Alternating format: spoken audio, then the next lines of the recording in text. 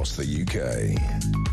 On DAB+, on your smart speaker, on your smart TV, and on your side. This is Talk.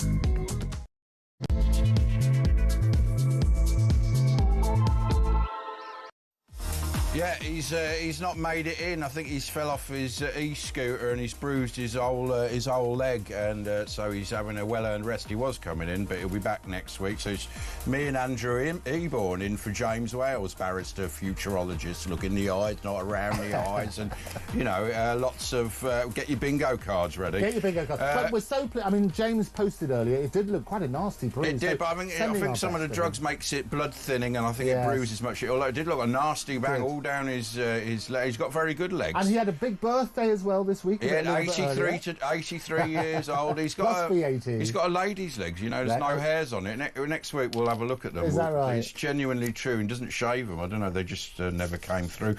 But tonight we've got Ben Habib. We're going to speak to in a minute. David Shipley, former prisoners, who's talking about sex offenders are going to be released from jail early to put all Twitter writers in who are against the government. Mike Jupp, Jigsaw legend. Woke Jigsaws. They're banning Morris dancing and St George's flags. Anna McGovern's going to talk about Lucy Connolly, should be free. And your calls, most importantly, least importantly. But no, it'd be really good. Call us 0344 499 1000 and we'll ring you right back.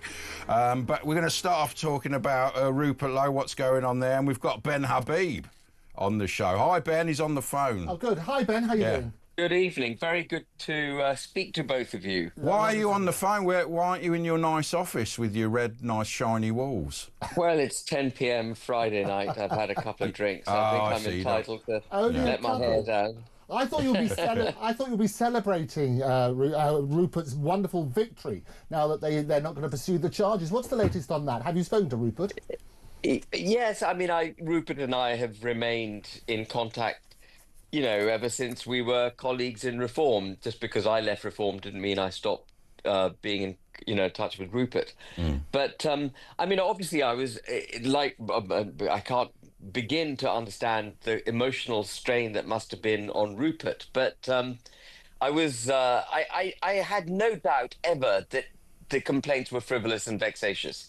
They just didn't add up to me. The complaint made to the police was made a day or two after Rupert Lowe's article was printed in which he was questioning Nigel Farage. It was made 3 months after the alleged incident.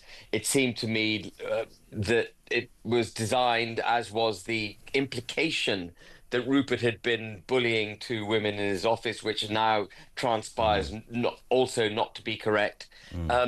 It all looked conspired and confected by... Did you ever get an inkling of that sort of thing? I mean, I know you had a problem, but it was quite sudden, your thing, wasn't there? Wasn't really... Or did you notice things happening months before? Well, that's a really interesting question, Ash, because on the 28th of February, early in the morning, I've been thinking about what was going on between... I knew Rupert and Nigel Farage were not getting on particularly well, and 28th morning, I texted Rupert and I said, look, I can sense things aren't going right. And if I were you, I would resign before they sack you, because if you allow them to sack you, they control the narrative and they will try and rubbish you. And the reason I said that, Ash, was because I'd seen dozens of people set aside by Zaya Yousaf and Nigel Farage in the preceding 6-7 months since Farage came back as leader and Yousaf took over as chairman. And every time that they did it, they didn't have the courtesy to thank these people, perfectly good, members of Reform who'd put the party on the map, campaigned for the party, etc. They never thought to thank them, commend them for their services and wish them a happy life. Every time they sacked someone, they tried to damage their reputation. And did they have sort of secret meetings? I heard things like that there were meetings and other people didn't know about them that they were having. Well, they had. So they would say that you're under investigation and you're suspended until this investigation takes place. Invariably, the people who had been suspended never had an opportunity to attend any hearings or disciplinary procedures that were apparently taking place, and then they just got a verdict, and the verdict was invariably bad. And And so I'd seen it unfold repeatedly. And so when it came to Rupert's turn, as it were, I could sense it coming. And I said, Rupert, just resign before they do anything. But I'd never anticipated actually that they'd sink as low as making a No. complaint to the police. Yeah. Now, I've seen Alex Phillips earlier on Talk saying, Rupert, make up, the nation needs solidarity. It's not about making up. If Reform UK tried to get Rupert Lowe imprisoned, it is not for Rupert Lowe to try to make up with Reform UK. The police have now dropped their complaint. We've had stonewall silence from Nigel Farage and Zaya Yousaf, particularly Zaya Yousaf, who obviously made the complaint. Well, Rupert And Lowe's given them an actually- ultimatum, haven't they, before he will take legal action for Well, them. there, Yeah, so there was the that's other, on there was the other defamation. thing, wasn't there, Ben? The other thing on that, apart from the criminal charges, there was also the suggestion about dementia. And I know when you and I spoke Yeah. about this beforehand, there was the ultimatum given that if he didn't retract that, legal action would happen. What's the latest on that? So there are a couple of things. If I can just say, so it wasn't criminal charges; it was a criminal complaint made by Yousaf. Just to be clear on, the charges were never brought. Right, The exactly. thing It's was an dropped. allegation, yeah. It was an allegation, and the And complaint. the was CPS dropped. said there was nothing to see And here, the basically. CPS says, yeah, absolutely. And there was an implication that he'd bullied two women, actually, against a falsity. There's no parliamentary inquiry taking place into whether or not Rupert Lowe bullied people. But as you rightly say, Andrew, there was an insinuation too that he was suffering from early onset dementia. Which he obviously And Rupert- isn't when you see him interviewed. I mean, I saw that Emily Maitlis ridiculous interview where they're really grasping at straws, that lot, aren't they? Just to throwing the racist thing out there now, and it just bounces off now. It has no effect, and they don't know what to do. Well, there was the No. threat. There was the Yeah. threat of legal proceedings if they didn't, as I Yeah. understand from our earlier conversations, if they didn't withdraw that accusation. What's the latest on that? Correct. So he gave Nigel Farage, he gave Reform, Zaya Yousaf and Lee Anderson, who are the three respondents to his claim, until I think a couple of days ago, in order to come up with an apology. He wasn't demanding any damages or anything like that. And they haven't come back. And I think this now leaves Rupert Lowe in a position where he needs to decide what the next steps are. I suspect Rupert Lowe, being the gentleman that he is, will give them a bit more time. But he will take legal action. He said that, and I imagine he's a man of his word. He is a man of his word. But you know what I find astounding, I welcome your view on this, is if you've made a police complaint against a perfectly sensible, law-abiding, first-class MP, and the police decide not to take action, you'd think you'd hear from Zaya Yousaf and Nigel Farage, wouldn't you? Well, You'd yeah. think you'd hear them say something like, okay, well, I mean, for example, Zaya Yousaf could have said, I felt threatened. It took me a while to make the complaint. I recognize now that I made a mistake. Let's try and build bridges. Please forgive me if there was a transgression made. It wasn't, intentional. Nothing. Stony silence. And I tell you, that tells me, Yes. gentlemen, that tells me that Zaya Yousaf knows that he was behaving like an abominable adolescent. So should he And he resign? he should resign or he should be sacked. And the fact that Farage won't sack him, it confirms that Farage and Yousaf are in this together. Why is he suddenly Absolutely in together. with Nigel Farage so much? I mean, why are they now, unsplittable pair? They seem to be. So that's another really good question. The answer is that I can't get to the bottom of that. He gave £200,000 to Reform in June or July 2024, but that is not sufficient money to make Farage take the knee to Yousaf. There's something else going on. Yousaf had no political footprint before the 30th of June 2024. He came out of nowhere, emerged at one conference, a week later or 10 days later was chairman of Reform. There is something between Farage and Yousaf. So what do you think that... Let me put your pressure on that then, Ben. You've said that beforehand. What do you think that something is? I can't answer. I genuinely can't Well, what answer. could it All I can possibly say be? I mean, if there's... Is it about influence? Is people have suggested that Nigel's there basically a one-personality party? He's like the Lord And he Ali might to sort of- Keir Starmer sort of Is that thing, right? isn't he? But apart from he is chairman. He might be the Lord Ali, the equivalent of Lord Ali to Keir Starmer. I don't know. I mean, what are the things that generally influence people in life. It's money. It's Well, it's Power, power. a lot of Power. power, yeah. I mean, he's got money, so it's about power, isn't it? yeah, power, influence, something, whatever. He's got some hold on What's Farage. your experience with Zia then? I've only ever shaken hands with him once. Yeah, because he And I wasn't don't- there long, was he? Before now he's at the top of the tree. No, exactly. I only met him inadvertently once. Yeah, And, there also, Ben, there seems to be a pattern, doesn't there? You touched on this at the very beginning, about when people are basically thrown out of reform if they go against Nigel's opinion or say something negative about him.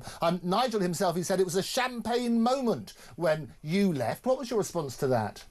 No, that's extraordinary to me. When I left on, I would say, ideological grounds. And I did a little video in which I explained all the reasons I was leaving. And all of them had to do with policy, the lack of democratization in the party. These were all things that were not personal. And I had no animosity towards Farage. I have question marks over Farage, but no animosity. And he came back with an absolutely personal attack on me. Yeah. By the way, completely misjudging me, calling me bitter and... He did that with Yeah. Rupert Lowe, didn't he, recently? He did. I think he said he was a nobody, these are nobodies. No, so when he you cross said him, I was is a that, nobody. He is said that I a was a fault nobody. of Nigel then? Is that some sort of narcissistic fault that, he shouldn't really come out with that as a politician?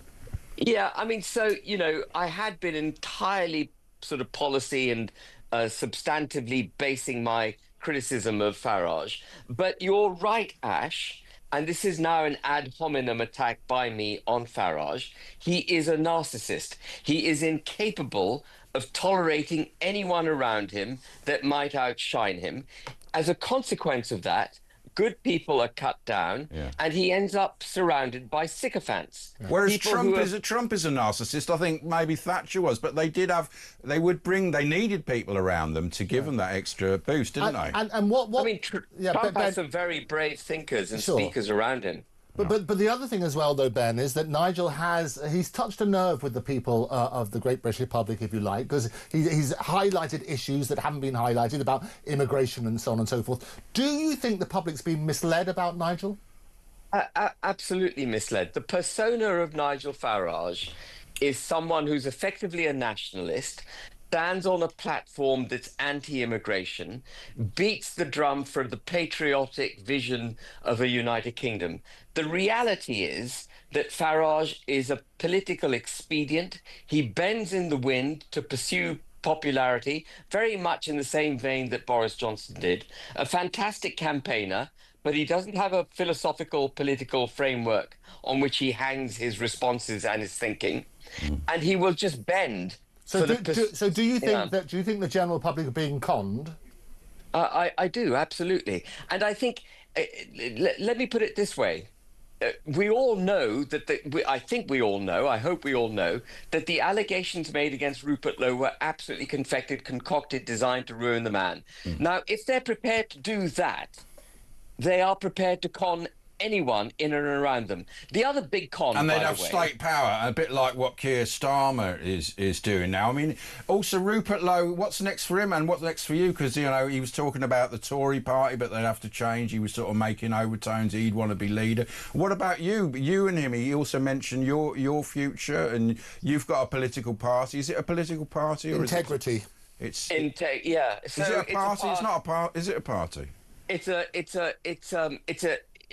a company limited by guarantee, which is a non-profit company, which bizarrely, what attracted me to it, it's not registered with the Electoral Commission, but what attracted me to it is that it's a self-declared political, describes itself as a political entity, and it's got a bank account, and it's quite difficult getting a bank account as a political activist party, whatever. Yes. So it presented itself as an interesting opportunity to actually take the fight to not just now the Tory party who've forgotten what it means to be conservative, but also Farage, who seems to have forgotten the platform on which he made But his reputation. you've got 4 years to the election. Could you actually challenge reform? Could there be an alternative party to them? And would you? I mean, they've done very well reform with these council elections. Could you get in place? It's amazing how quick they've sorted that out. Could you do that with Rupert Lowe? Organise something and get something going. Get Elon Musk. He was your mate, wasn't he? That was one of the pivot points with Nigel falling out. But could you get it going and have a party going by in 4 years' time? So I was very, very encouraged by the local election results, because what they told me, what the local election results inform me about, was that basically the British electorate are prepared to move away from the cultural propensity to vote either Labour or Conservative, number one. So they're prepared to vote for something new. And actually, they were prepared to come out in numbers. The silent majority that voted to leave the EU, the same majority that voted Boris Johnson in, are still there, and they're still wanting that change. Farage doesn't offer it. Yeah. Reform UK is pivoting towards becoming Tory Mark II. Yeah. And so I think there's a big gap opening up for a political force. Yeah, and the Tories aren't the Tories, and Labour aren't the Labour anymore. So they're sort of finished, and it's not a protest vote anymore, these new... No, it is, no. Well, the other thing you said, though, Ben, when we... And you've been on my show several times, you talked about you want to unite the right, is what you previously said to me. And you said that the general public... We do not need, these were your words to me, we do not need another political party. What's your response to people who say you're fragmenting the vote on the right and therefore Labour will get in anyway? Well, you can only fragment a vote if there's an election if there's an election taking place. There's no election taking place till 2029. And the key thing to do right now is make sure that the narrative, the agenda, the ideology that is being proposed to the British electorate is one that will genuinely deliver this country away from the danger in which it now finds itself. Farage doesn't offer it, even though his persona might. In reality, he doesn't. The Conservatives seem to be holding their cards so close to their chest, no one knows where they stand. So They don't know where they stand. They don't know where they stand. No. So my intention is to show the path, the policies, and what's required to be done to save the United Kingdom, appeal to the British electorate, and make sure that we get into the electorate psyche. And then when it comes to the election tactics for 2029, that's something we look at in 2028 in the lead up to the election. But what is critical right now is to make sure that we have the right policies, the right agenda, the right narrative, the right ideology, the right political philosophy that will save the UK. Okay, that's the critical thing. No, absolutely. And you talked about that, but avoiding the generalities, what are those right policies? Because you look at the difference between the narrative peddled by Nigel, some of the dividing things with people like Tommy Robinson, for example, some of the dividing things about how strict we should be on immigration and what should happen. What is your position on both of those? So Tommy Robinson has become the Voldemort, if you like, of British political discourse. You mention his name, and either if you support him, you become vilified by certain parts of society. If you denounce him, you become vilified by the other, by the opposite side. It's not about Tommy Robinson. We've got to stop talking about personalities.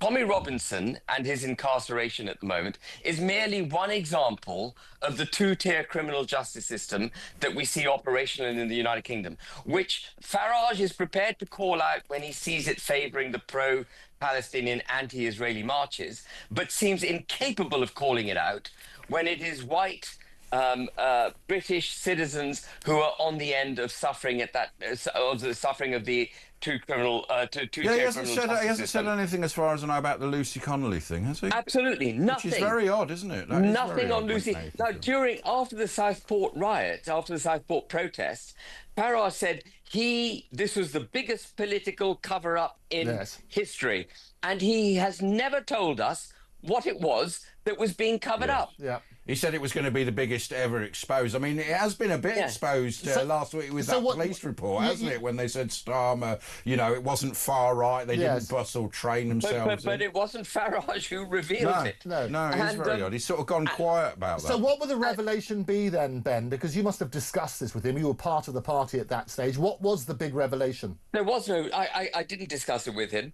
but there was never any revelation. It's a bit like Farage saying in January that he was going to have an inquiry into the rape gangs, and that even though it would have no judicial effect, people wouldn't be forced to testify. It would have so much momentum. It would garner support across the country, and people would be compelled to come and answer. Right. And then 3 months later, when Rupert Lowe launched exactly that inquiry, he denounced Rupert Lowe. So flip-flopping. Farage is he's all over the place. But he couldn't lead, could he, like that? Do you think he actually wants to be leader, or do you think he'd be a bit intimidating and go, I don't really want to be Prime Minister? Do you think he'd be, you know, he'd have that, what's it called, syndrome when you're in position and you don't think you should be? Well, the thing about Nigel Farage is that if you don't have the conviction that Rupert Lowe and certainly Rupert Lowe and certainly I do, we are only in politics because we absolutely feel the conviction of the need to do something. If you're in it because you want self-promotion, you want to have eyes on you, you want to make money, whatever it is, then you'll say whatever you think you need to say in order to promote your political capital. And I'm afraid that's where Farage is. Now, this is an ad hominem attack, but you've asked me some straight questions. I'm giving you some straight answers. Farage is not in it because he is a conviction politician. Well, he's not a conviction politician. Yeah. He isn't. He's not. So what should he do then, Ben? You say he's misled the public about his real policies. You said he's duped them effectively. What should he do? Well, first of all, he needs to restructure his party so that it becomes truly representative of its membership and that there is accountability, checks and balances within the party. In the absence of that, the party is fundamentally flawed. It'll never succeed. That's number one. Number two, then he needs to understand. He needs to determine what it is that the party stands for, and he needs to set out its aims, and then he needs to create policies that deliver those aims. And then on the back of those policies, he needs to draft legislation. Frankly, he needs to get down to that level of detail, draft legislation which would deliver the policies and ultimately deliver the ideology of the party. And would you ever join forces with him again? I would never. If he democratizes the party, puts proper checks and balances in place, then it's not about me joining him. It would be about me joining an entirely new entity. So I reserve judgment if he were to do all of that. But from what I've seen in the past, and what I know of the man and what is now being repeatedly confirmed is that's not his agenda. He's got no desire to do any of that. Yeah. And you said also, Ben, just to pick up a few points, you've also said that he said nothing about Lucy Connolly's case. What's your own views on her case? She should never have been incarcerated, nor should Peter Lynch have been incarcerated. I think there were 400 people. I think in the space of 2 weeks, I'm going by memory, Andrew, but I think in the space of 2 weeks, 1,000 people were arrested and charged over those protests, 400 of whom had not done anything violent. They had just said and tweeted stuff. And it is completely wrong that in the aftermath of a horrendous crime where 3 beautiful little girls were brutally stabbed, and we now discover one of them 125 times stabbed, a 9-year-old girl, and partly beheaded. And the other 2, I think one was stabbed 86 times and the third one a similar number. And other girls were injured. It seems to me absolutely horrendous that in the aftermath of that, the Prime Minister didn't seek to put the protective blanket of the British state around the proverbial shoulders of the British people. Instead, and the local community who you actually accused of being far right, you know, busting, and they were actually genuinely disillusioned people. So they weren't violent, like you said, and some of them just shaking their fists. And also, their lawyers, if they pled not guilty, they were mainly let off. Their lawyers have a lot to answer for. Their defence lawyers. At this point I made about Lucy Connolly is that she should not have pleaded guilty to incitement, and she was probably persuaded to do so on the basis that she might have got a lower sentence. What's your view on that? I completely agree with you. And the same goes for Peter Lynch. who didn't say he didn't do anything violent. He was charged with having been violent. Peter Lynch didn't do anything He just violent. shouted something and had a placard. That's all he did, and that man died because of Absolutely. that. Anyway, look, Absolutely. we've got to take a break. Thanks for coming on, Ben, and look thank you. forward to whatever's going on, if it's with you and Rupert or not. You're going to write a book, Ben? Is all this going to come out like Prince Harry? I haven't got a book in me. I can write an essay. We all have. Yeah, an essay. Then. It's All the new right, yeah. Game of Thrones, so we could work on that basis. Thanks, Ben. Thanks, Ben. Brilliant. Thank you. Thank Right, you. this is Talk 03444991000 if you want to ring and speak about that or anything else. We'll be back in 2 minutes.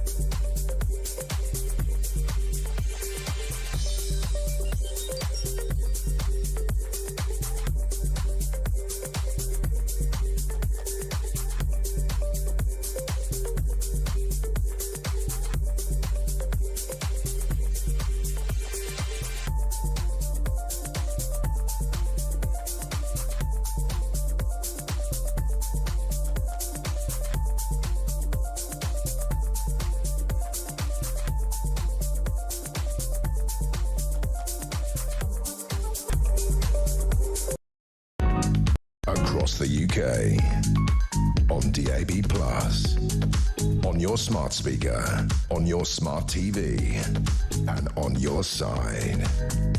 This is Talk. Yeah, it's Talk. It's Ash with Andrew Eborn in for James Wales, who's he took a tumble, so he's not coming in tonight. He'll be back next week. Yeah, terrible brew. You go on Twitter, you can see his leg. It is. It's a really good, nasty but I think there's a lot of it with blood thinners and things blood like that. thinners and that, yeah, and he's got very soft but skin. thoughts are with him and Lady W as always. Yeah, but now we're going to talk about prisons, and more than 1,000 inmates will be released early to free up spaces in prison in England and Wales. The Justice Secretary has announced as the government grapples with an overcrowding crisis. The Domestic Abuse Commissioner says lives are being put in danger by emergency measures as the Justice Secretary warns that jails are running out of space. I mean, they've got 73,000 Crown Court trials coming up and they've only got 1,000 spaces. That's crazy, isn't it? So we're all going ahead in a handcart and they're all getting released. But David Shipley, he says there's going to be early release for sexual offenders now in jail, which they weren't doing before. Hi, David. Hello, David. Hi, how are you doing? All right, good. and you're a former prisoner. You don't sound like one, but you've kept your nose clean. What you were a prisoner, and you've sort of done prisoners' rights. and That's stuff right. like Yeah, I committed fraud in 2014, and I was charged, pled guilty, and spent some time in Wandsworth and in Halsey Bay prisons in 2020 and 2021. And I guess since then I've written and campaigned on the prison system because I was so furious, really, at how wasteful Yes. our prison system is. Well, it's and how destructive broken it is. now, isn't it? What you see now, it's being run by gangs, and they're actually running things, and they've had to even get rid of some sort of sniffer dogs, and they're letting people out free, dangerous sex offenders, and some people aren't even getting suspended. They're getting suspended sentences, but you know, there's these 73,000 Crown Court cases, which means they're serious above Magistrates Court, probably going to be prison, and there's only 1,000 spaces left. So what are they going to do? It is crazy. Well, can I ask? I mean, so do you think that the early release scheme is basically just a band-aid for the broken system? Oh, it is, yeah. I attended the briefing earlier this week where the Lord Chancellor and Amy Rees, the Permanent Secretary of the MOJ, were talking about this. And they're very clear. The prison system will be totally full by November. Right. And at that point, you're in a situation where the police cells then fill up, and then they're very quickly they're full. So the police have to stop arresting people. We have to stop jailing people. Dangerous people can't be remanded in custody. They have to be given bail. The whole justice system would collapse really quickly. And that will actually sort of cause a snowball effect in society because there'll be more criminals in society. People will get more violent. It can mushroom like that. But so they're building some new prisons, aren't they? But it's not going to be enough, is it? I think It's not, no, on its own. They are doing a big building plan. They've allocated £4.6 billion for building 3 big new jails. But what they're relying on is this early release scheme and David Gauke's sentencing review, which is going to announce, I understand, in the next week or two. And that's going to move us away from using prison for a lot of offenders, trying to do more management in the home. They're looking to do this thing, sort of prison outside of prison or prison in the home. They're talking about where people have to be curfewed, and they're going to try to do more community orders and these sorts of things. Do the prisoners now run it? I mean, I saw an article by a journalist who applied for a job undercover. He had never done anything before, you know, didn't lie, said, I've never done it before. They gave him the job. And then he was going into prison and, you know, a lot of the drugs and contraband get through in the, the prison officers. And he was just going through and they were going, oh, just carry on, mate. You know, so they were all getting through without getting searched. So the prisoners really are running the asylum, if you like to say. You know, he said he could smell marijuana everywhere and they just use it to calm down. And they're actually running things now, and we've seen it get out of hand, obviously, with prison guards getting attacked. And I think one of the chief prison guard was saying there's going to be someone killed soon, and it nearly happened with the boiling oil incident. Yeah, I was down in Eastbourne for the Prison Officers Association conference this week, and I heard that's where he said that, making that. Yeah, and what really struck me is I was there when news broke of the attack that had happened at Woodhill. Yeah, and the thing is, those officers, they were sad and upset, but they weren't shocked. Right. No. And they just talked about it as something that's normal in most jails. Most officers face that risk of violence every day now. So are the governors responsible in that case? Because they're the ones who ultimately run the prisons, aren't they? Well, I think my belief is there's a really big problem with many governors of our prisons. There's a huge separation between the culture of the governors and the staff they're supposed to lead. Often governors have spent very little time on the wings. They've been fast-tracked promotion. You know, there's this perception they spend their time on emails in their office. Some even are known to have worked from home some days. Meanwhile, the men and women they're supposed to be leading on the actual landings dealing with prisoners can often feel very, very unsupported. So it's DEI management, it's like all the other institutions, it's captured by people who are useless but tick the right boxes. But there's also a problem as well, isn't there? Because, and this is a question which, because you've been inside, David, is that why are people effectively given weapons? The big question that I've been asked by a lot of people is why do Rudy Cabana have a kettle in his room so that he was able to throw boiling water at that particular guard?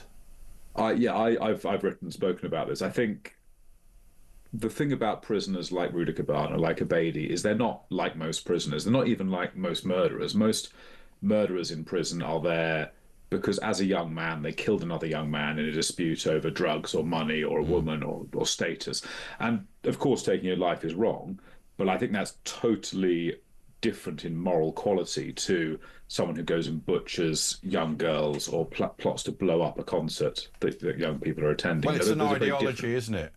Yeah, and I think the young man who did an awful act of violence might be capable of redemption and of changing over many decades. I don't think an Abedi or a Rudy Cabana is, and I think we need to stop treating them the same as other people on life sentences. But just clarify us though, because they say this is the question people ask: is that why are prisoners given kettles? What is it? Just automatically, every prisoner gets a kettle in their room?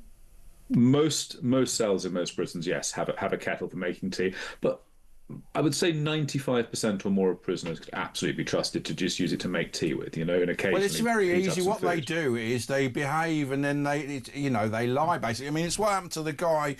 Do you remember on London Bridge and the guy with the big sort of swordfish thing? That was a guy that it was a couple of students got murdered from Oxford and Cambridge and they'd rehabilitated. They were celebrating this guy. He'd been de-radicalised. Of course, he hadn't been at all de-radicalised. He's just playing along with the stupid, I mean, I don't want to... It's not their fault. They were, good-hearted people, but you don't not thinking like them. They will look at that as weakness and they'll go along with it and then they'll go, oh, look, he's reformed. And then they'll come out and try and kill you. And that's what's happened probably with this guy with the kettle and the hot water, and the same with the oil. It's an automatic right, just picking up on that point. It's an automatic right that basically you're saying every prisoner automatically gets a kettle, is that right?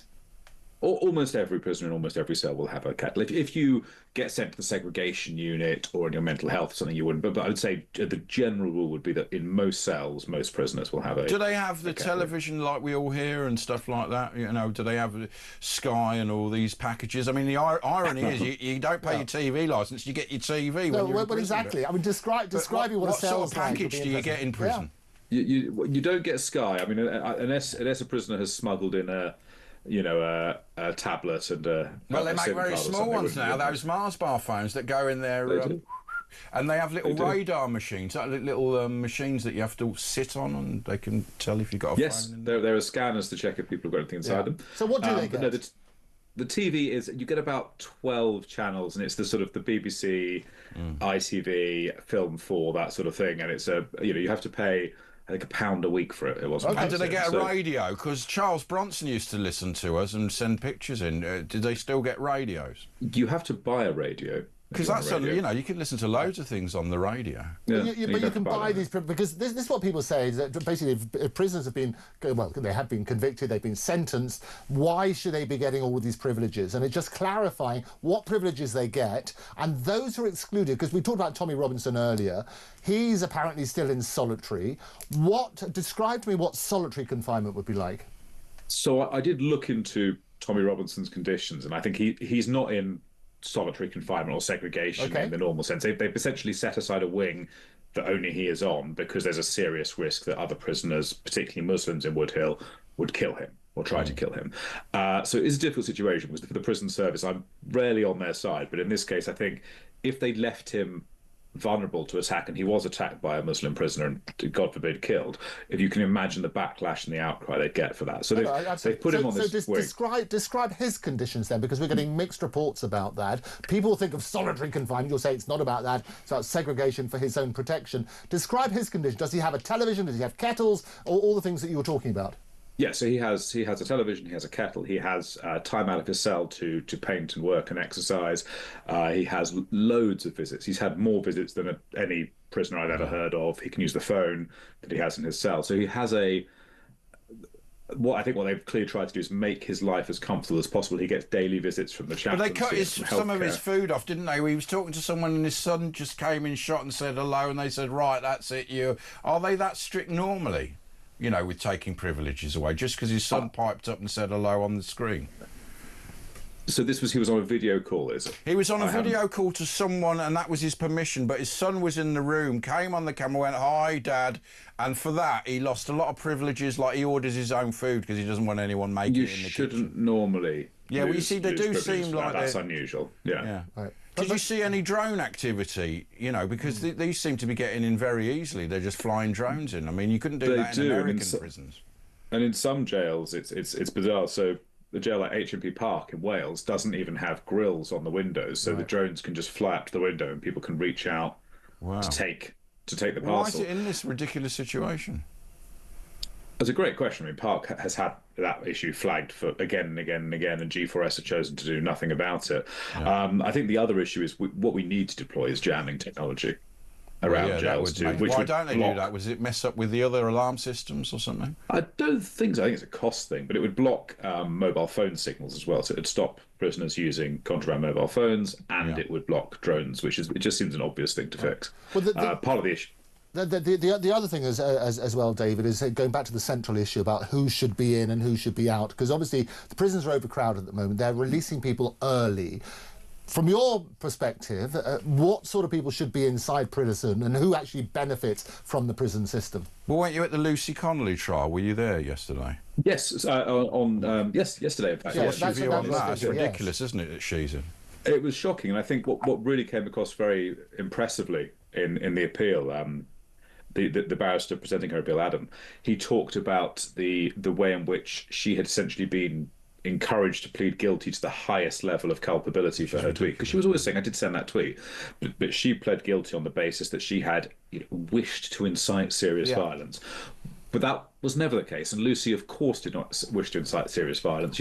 At best, you could say it was a reckless tweet. It was just, and if she'd have pled not guilty, the ones that pled not guilty mainly get let off, but there was very few that were advised by the defence lawyers. It seems that the whole judicial system, the judges, the defence lawyers, and the prosecutors were all sort of got to maybe by the prejudice of Keir Starmer saying we're going to charge, arrest, and convict you're far right, and it seemed to all be prejudiced on the case, and obviously these defence lawyers should be questioned. Well, no, and this is the point, Ash, that I mentioned to Ben Habib beforehand, and I strongly believe this. What they're told by their defence lawyers is that if you plead guilty, you'll get a lesser sentence. But if you're not guilty... remand, which could be a few months. And if you're not guilty, you should never, ever plead guilty. I think the remand piece is actually really important here. Remand's really coercive because there's such a long wait for trials, as you were saying, Ash. There's tens of thousands of trials waiting to come to court. People pleading not guilty and then being put in jail on remand might well be in a situation where they'd have to wait longer in prison, even if they were found not guilty. So you could actually be in a situation where pleading guilty will get you out quicker than waiting for a trial and going to be found not guilty. And that's evil. That's not just in any way. Right? But they were never expecting these long sentences, were they? That's the thing. But I think there should be questions asked about this. I think that's what the appeal's doing. Anyway, we've got to go to a break, but thanks for that, David. That was interesting. That's David Shipley, former prisoner. You can have a look at him on social media. And it's me and Andrew Eborn in for James Wells. He's off. We'll be back in 2 minutes.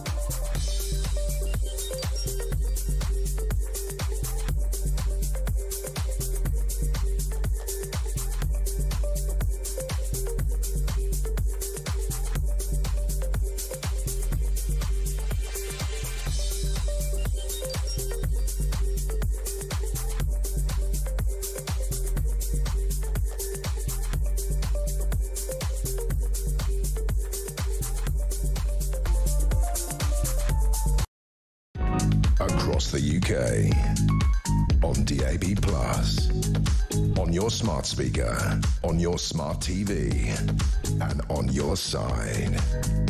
This is Talk. Yeah, it's Talk. It's me and Andrew Eborn in for James Wales, and we're talking cancel culture now. They're cancelling British culture. Britain's best-selling jigsaw artist says a woke retailer has ordered him to remove the St George's flag and some Morris dancers from one of his puzzles. Mike Chupp was told to ditch it as part of a diversity and inclusion drive by Gibson Games. But anyone can Morris dance. It's open to everybody. Mike, are you there? We've got Mike on the jigsaw. Hello, man. Mike. What's going on, man? Hello, Ash. What's the world coming to? They're banning. I'm just holding a picture of you. It's sort of like a naughty postcard, but lots of them. It's like a sort of whole picture, and it's a brilliant bit. It's classic, man. But they're making you take all this stuff out. It's wokery gone mad. So I'm fiddling around with the remote control here, trying to get the picture up, and all I'm getting is a load of. Well, it'll be a minute behind on telly. You'll have to watch it later on the video. Oh, well, you should live in Bognor, mate. We're about 100 years I did a couple of years back I did live in Bognor. I was down the road at Bracklesham Bay for most of my life. Bognor. That's what King George III's last words were, weren't they? Allegedly. Yeah, well, he's not going to sue us, is Anyway, he? come back to the puzzle. Tell us about this woke nonsense. Yeah, what's going on? happening? I mean, the St George's flag, that's a disgrace because that's our national flag. But Morris dancers, what's wrong with Morris dancers? Well, there was nothing wrong with the Morris dancers. Well, there is a bit, but that's a separate issue. Well, yeah, I mean, the idea of dancing from one pub to another is just quite a good idea. I had a cut and paste Wikipedia missive sent to me that said, take them out. What they actually said was, take the Protestant Orange Order marching out. They are... Oh, have you got one of those in? That's controversial. Yeah, that's it. Don't show me that. It took me a year to do that flaming thing. I never want to see it again. Anyway, no, they said... that they were a paramilitary Northern Ireland marching order. And I thought, well, when did you see marching orders with Kalashnikovs dressed in white with bells all over their legs, mincing around? Oh, so they thought the Morris Dancers was an Orange Order march? Protestant, yeah. That's got to do they with also spring, banned I it. don't know. You've got a slight bare bottom on there, haven't you? But it's just a cheeky sort of... Seaside humour from But I'll tell you what, I was down the seaside. You can't get those postcards anymore because of this very specific reason. I mean, this is British culture. It's carry on, isn't it? It's that sort of thing. That was the great Donald McGill. That's it, Donald McGill, yeah. Fantastic. My mum said Eric Gill, but that's the guy with the dodgy statues on the BBC. That's a whole nother level. Salute the rank, not the man. Absolutely. So Mike, for the benefit of people who don't know, you're a jigsaw legend. You create a lot of these jigsaw puzzles, basically. And so you've received instructions from, is it Gibson's, have told you there's certain things you can do. Tell us about it. Very, very quickly, for nearly 25 years, after I finished my TV programmes, yes. I went back to my main love of illustration. You did the Dreamstone, didn't you? Yes, I did, yes. I remember Was that well. your favourite jigsaw? Loved it. That was a Mike Batt cartoon, was it? Oh, yeah. No, it was Mike Jupp cartoon. Mike Batt did all the music. Yeah, I remember he was in the Womble. Well, he was a Womble, yeah, so you could have done a crossover, yeah. Anyway, yeah, carry on. So yes, after your TV career, you started doing jigsaw puzzles.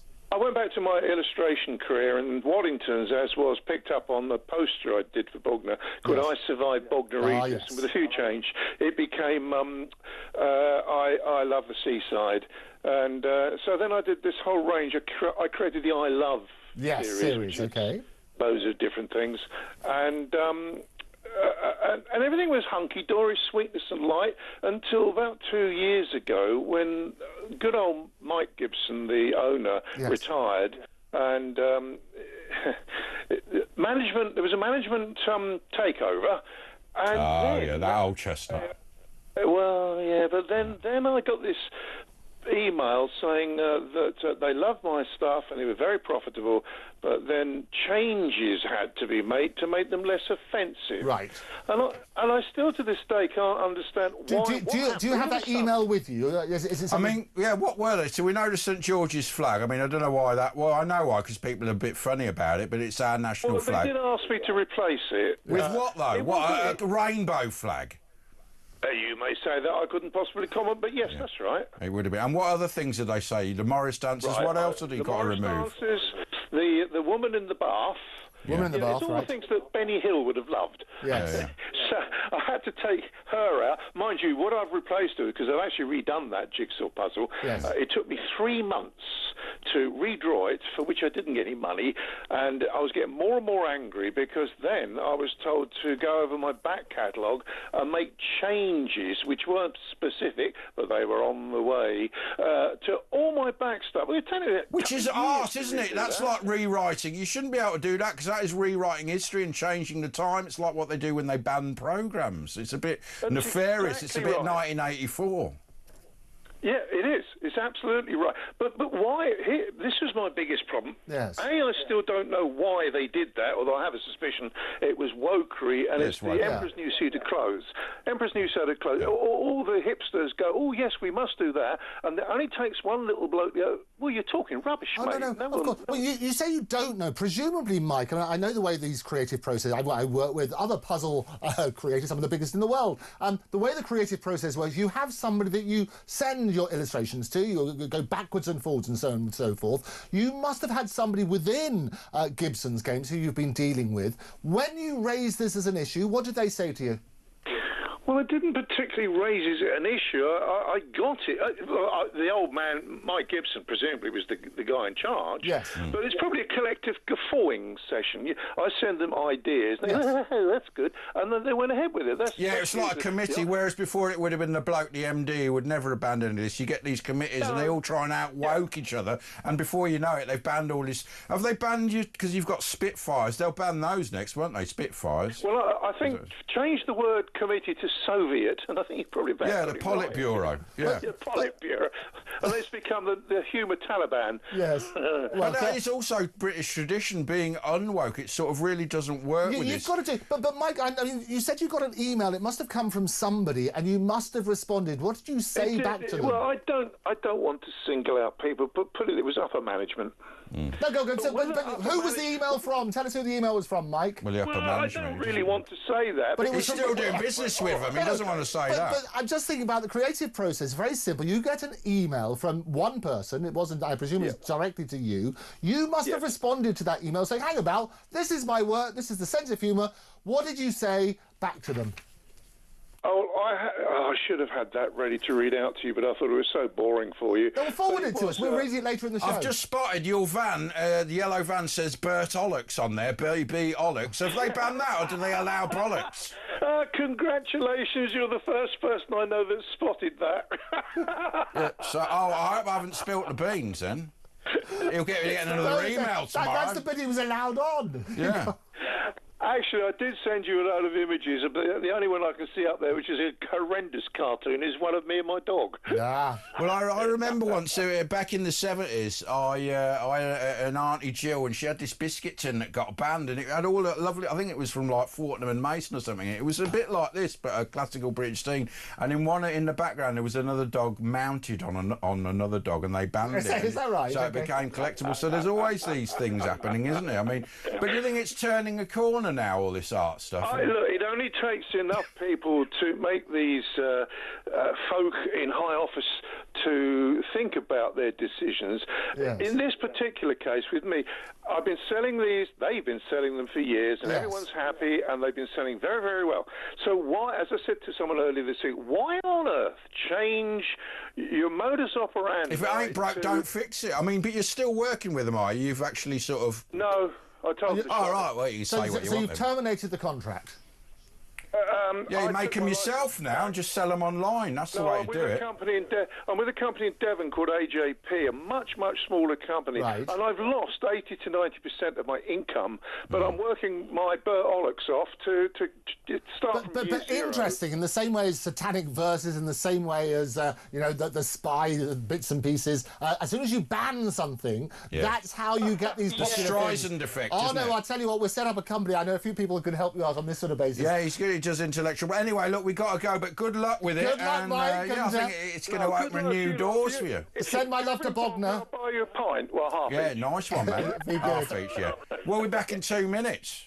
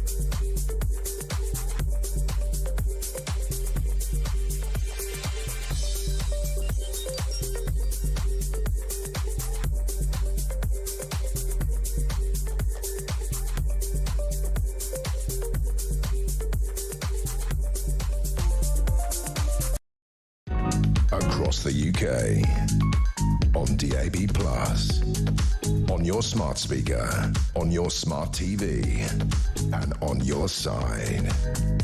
This is Talk. Yeah, Bert Ollocks is down there. Oh, very good. Anyway, So it's Talk. It's me and Andrew Eborn in for James We were Wales. looking for the van. He fell off his e-scooter. He's bruised his Lovely, leg. James. He was showing off and he's having a rest.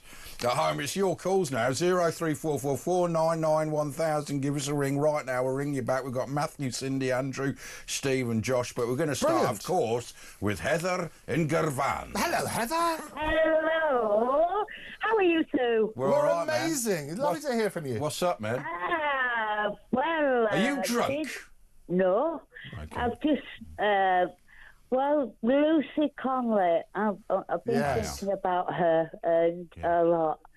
the way she's been treated, been denied she's been denied visitation from her family, from her friends. And she was reacting because, of course, her daughter, I think a baby, I'm not sure she was daughter, was 8 months. It was awful. Negligence in the NHS. I think there was a case and, they settled. And these 3 kids that were murdered horrifically, that was also a failure by the state. This kid was on well, he was a kid, he's a man now.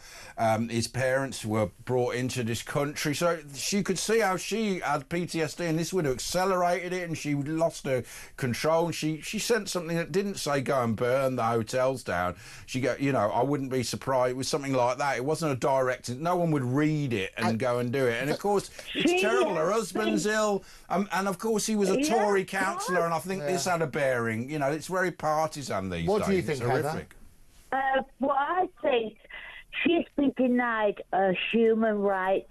I thought we got human rights in this country. No, they went out long ago. You know what? I've been looking at human rights. This is 2-tier human rights. Of course it is, yeah. If you're a right-winger, you don't have human rights. And ironically, it's the European Court of Human Rights that gives people who shouldn't have the human rights. It's like the Alice in Wonderland looking glass. Yeah. So let me ask you, Heather. Then, what do you think? Because the problem is this, and we talked about this earlier in the show, is that Lucy pleaded guilty to incitement. And that's what they're saying.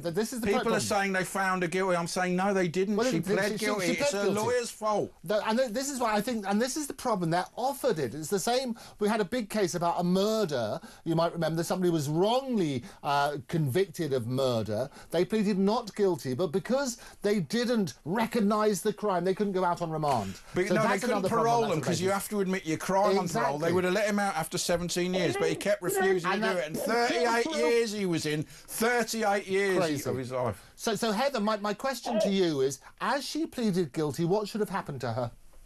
Well, she should have got a caution. Well, she shouldn't have pled guilty because I don't think she broke any law.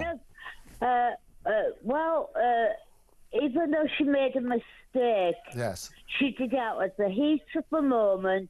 She deleted it because, with her conscience, she must have thought, "What have I done wrong?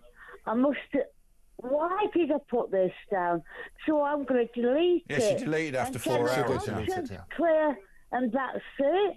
Which Keir Starmer actually, there's a quote of him before, I've seen it. Charged.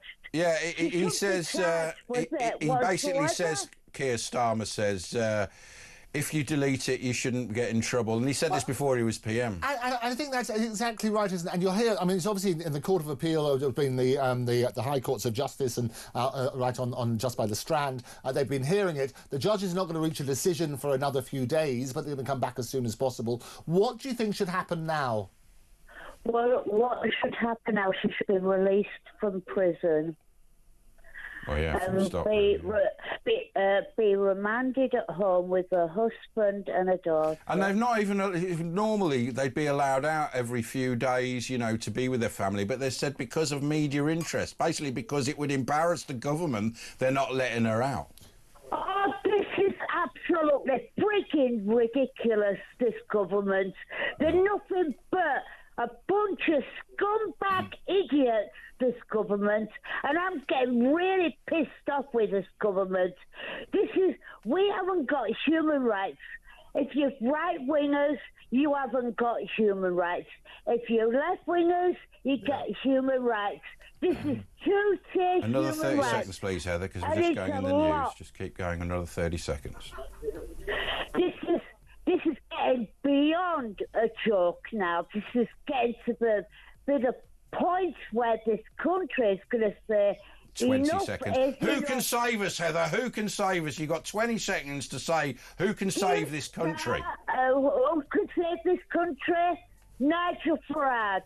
I thought you were going to say that. What if there was an alternative? I mean, Nigel's very good. He's the only alternative. Would Ben Habib be any good? With Rupert Lowe, what about them? Or do you think it's got to be with Nigel? It's well organised. Well, Nigel, he shoots from hip. Okay. One word. What should Keir Starmer do? Well, it's probably 2 words what you're thinking, isn't it? But so anyway, look, we've got to take a break. 0344 499 1000 back up.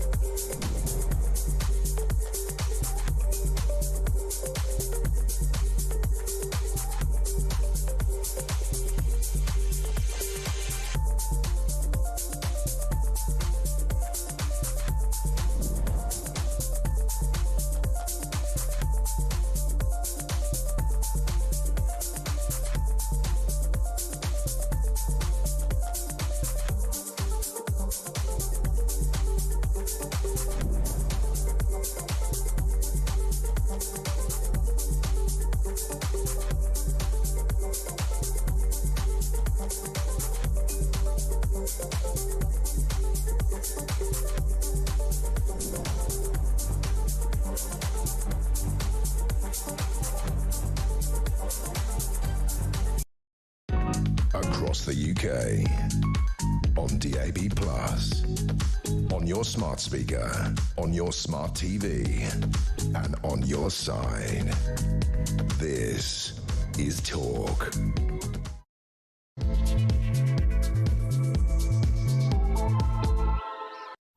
Yeah, but he was a bit too unleashed, and he fell off his thing, and he's bruised his leg. It's all come up black. Have a look at his Twitter at the James Whale if you want to see pictures of his beautiful leg. But it's all it's gone dark on one side. Send him lots of love because send him lots of love.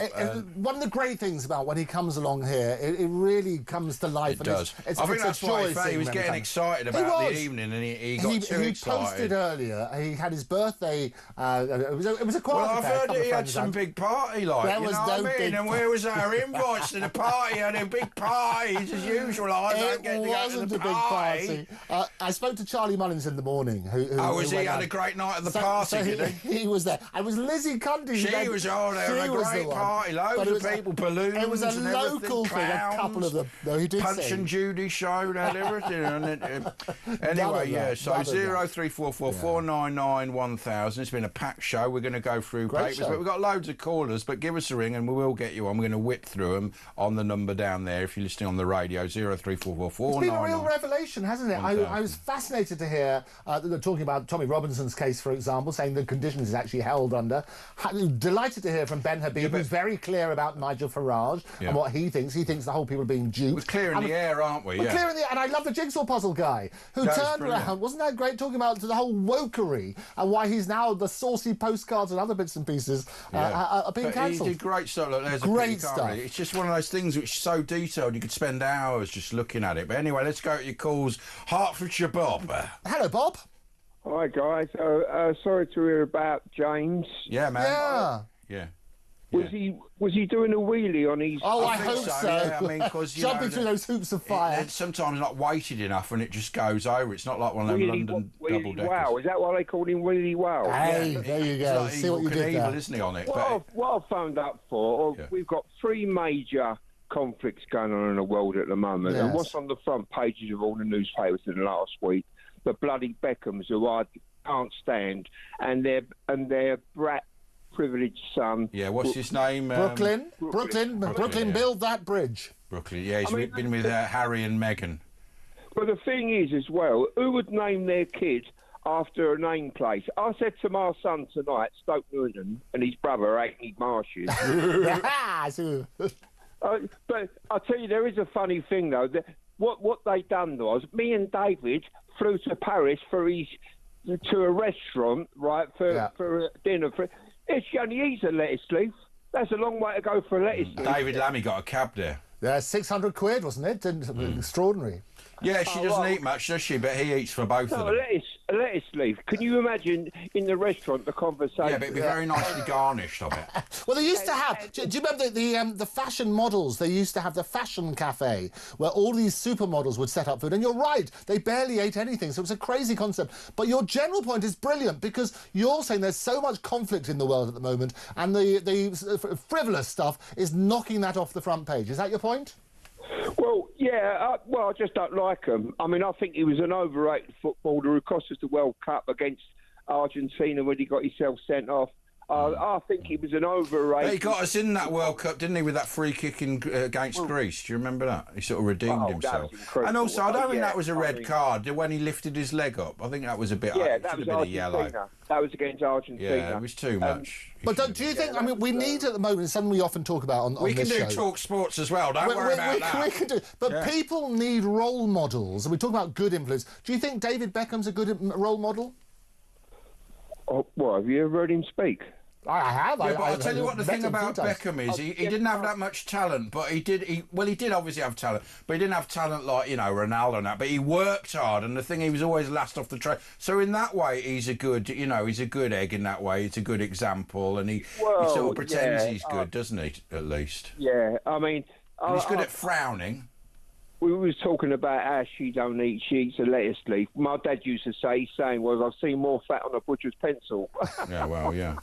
But a lot of these, I mean, he's got another brother, Harlem, and there's lots of them. Well, Golders Green, no, and they've got all different ones. And there's a fascinating insight. You talk about the Netflix series. They've got Beckham. They did one on him. Victoria's going to be having one coming out fairly soon. But we do need positive role models, and David's doing some good work. Do you think that he should be Sir David Beckham?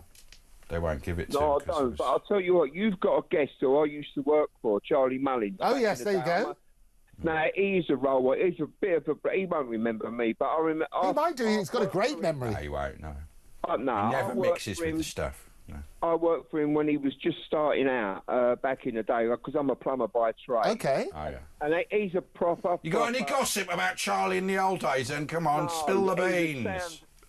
Sound bloke. What's your full name? I'll text Charlie now. What's your full name? Is there anything else you want to moan about, Bob? He was a bit tight on his prices, but I mean, the thing was, he got the work that he got was top class work. Yeah. But when I worked for him in the 80s, there was a lot of work about. I was a subby, so I was going backwards and forwards to all different firms. I mean, I earned a lot of money in the 80s, but it's an hard game. A plumber tarts. Yeah, it's a hard game. Anyway, thanks, Bob. Let's go to Steve in Luton. Steve. Hello, Steve. Hello, evening. Sorry to put a dampener on a cheerful conversation. That's all right. We need it. Well, right. I'll put you all straight in the country. Good. We need a state of emergency by the King to dissolve the government and put a neutral government in, and have a proper audit of what is going on at the top. You know, any government that can't fix potholes ain't worth having. Yeah, but you're in Luton. I mean, what's it going on? Yeah, I mean, this is where Tommy Robinson grew up. I'll be done for racism if I say anything about it. But the face of Luton's changed, hasn't it? Well, yeah, I'm talking about generally the whole country. I mean, people, no disrespect to yourselves, you're the media, you're telling us what's happening, but in my book, nothing is actually happening. It's all talk. You're right. It's all yeah, you're right with the potholes. Everything's falling apart because we ain't got any money, have we? We're spending it on migrants. It's not you. I'm not blaming you, but people in authority. There's no action. So what should they do? I mean, you mentioned potholes. I mean, that tends to be a local council issue. Migration is a separate thing, and we come on to Keir Starmer and what he said about the island of strangers. But potholes, tell us about the potholes in your area and what should be done about them. No, they should just fill them up, shouldn't they? Yeah, fill them up. Obviously, that's what you do about it. So why are they not doing it? Is it because they don't have enough money or they just don't know about it? Because they can get away with it. If you can get away with something, you won't do it. Yeah. Same as you That's basically politicians now, they're not conviction. They're in it for 5-10 years to fill their boots as much as they can and get out of there. Exactly. They don't care about the country. They don't have any honour. Do you think they've got a lot of reform candidates now, a lot of reform candidates who've got to prove their mettle in these local councils? Do you think they're going to make a difference? No, because I like reform at first, but there's something about them and I can't put my finger on them. I mean, Nigel Farage, after the speech of what Mr. Karma said about restraints, well, that's been going on for 40, 50 years. I've lived in Luton.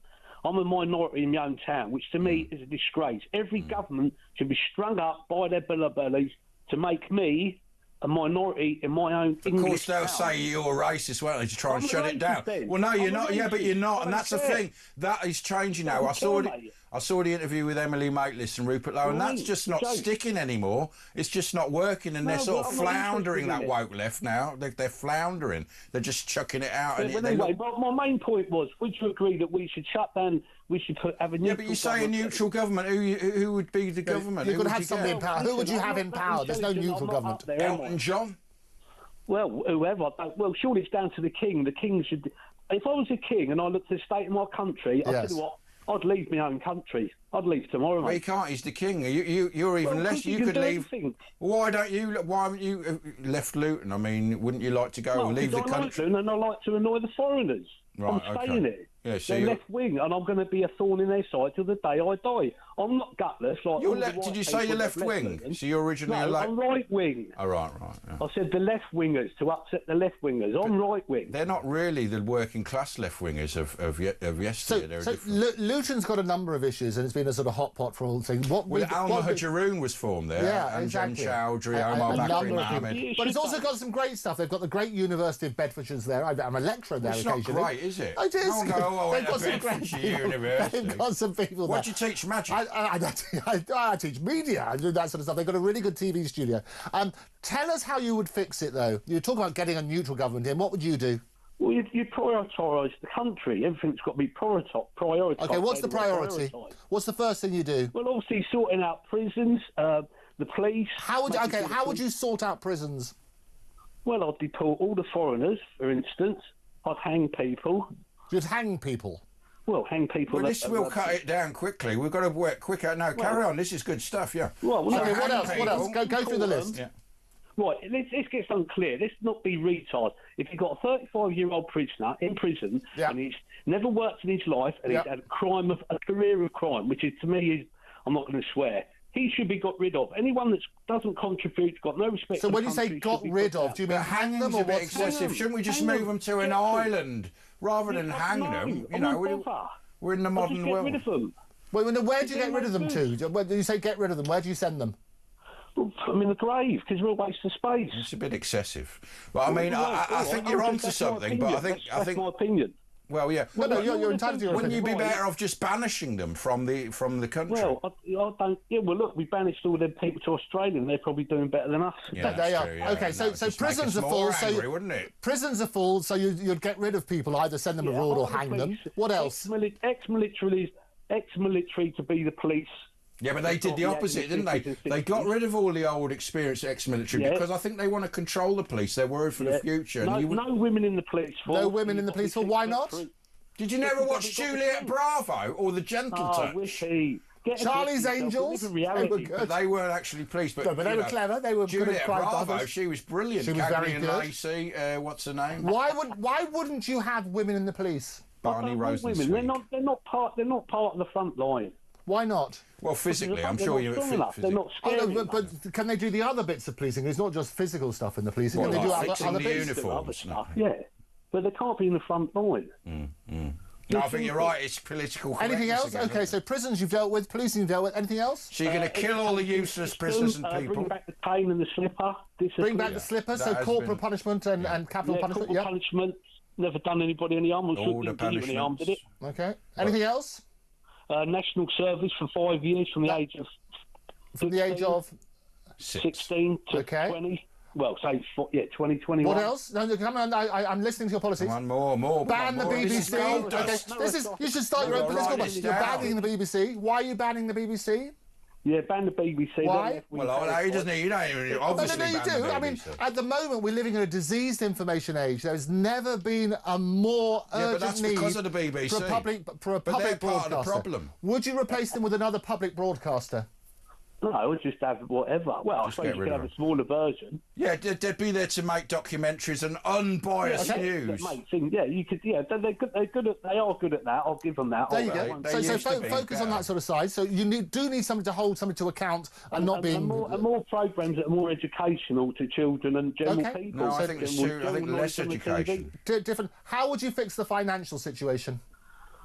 Legalise all drugs tomorrow. Legalise all drugs tomorrow? Yeah. Okay. No, but that would make sense. I mean, they've made it a criminal issue. It should be a medical issue. And how does that fix the finaal position? The tax rates from it. Well, you work it out.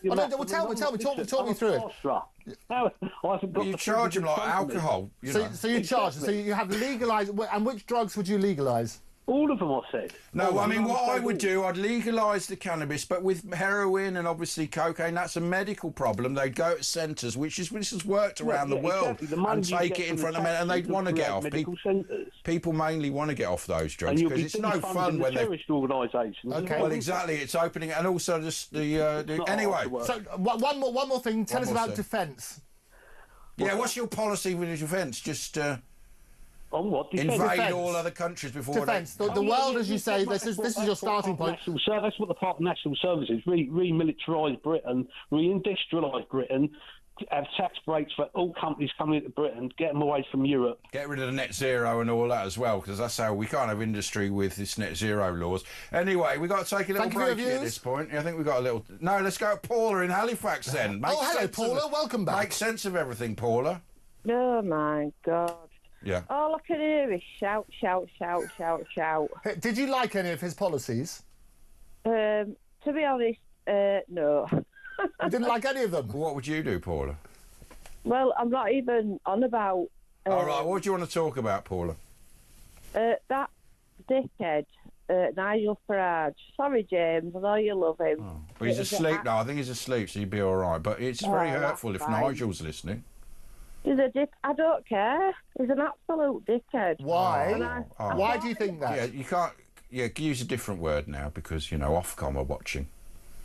All right. A muppet. Right. Call him a muppet. Why do you think that, Paula?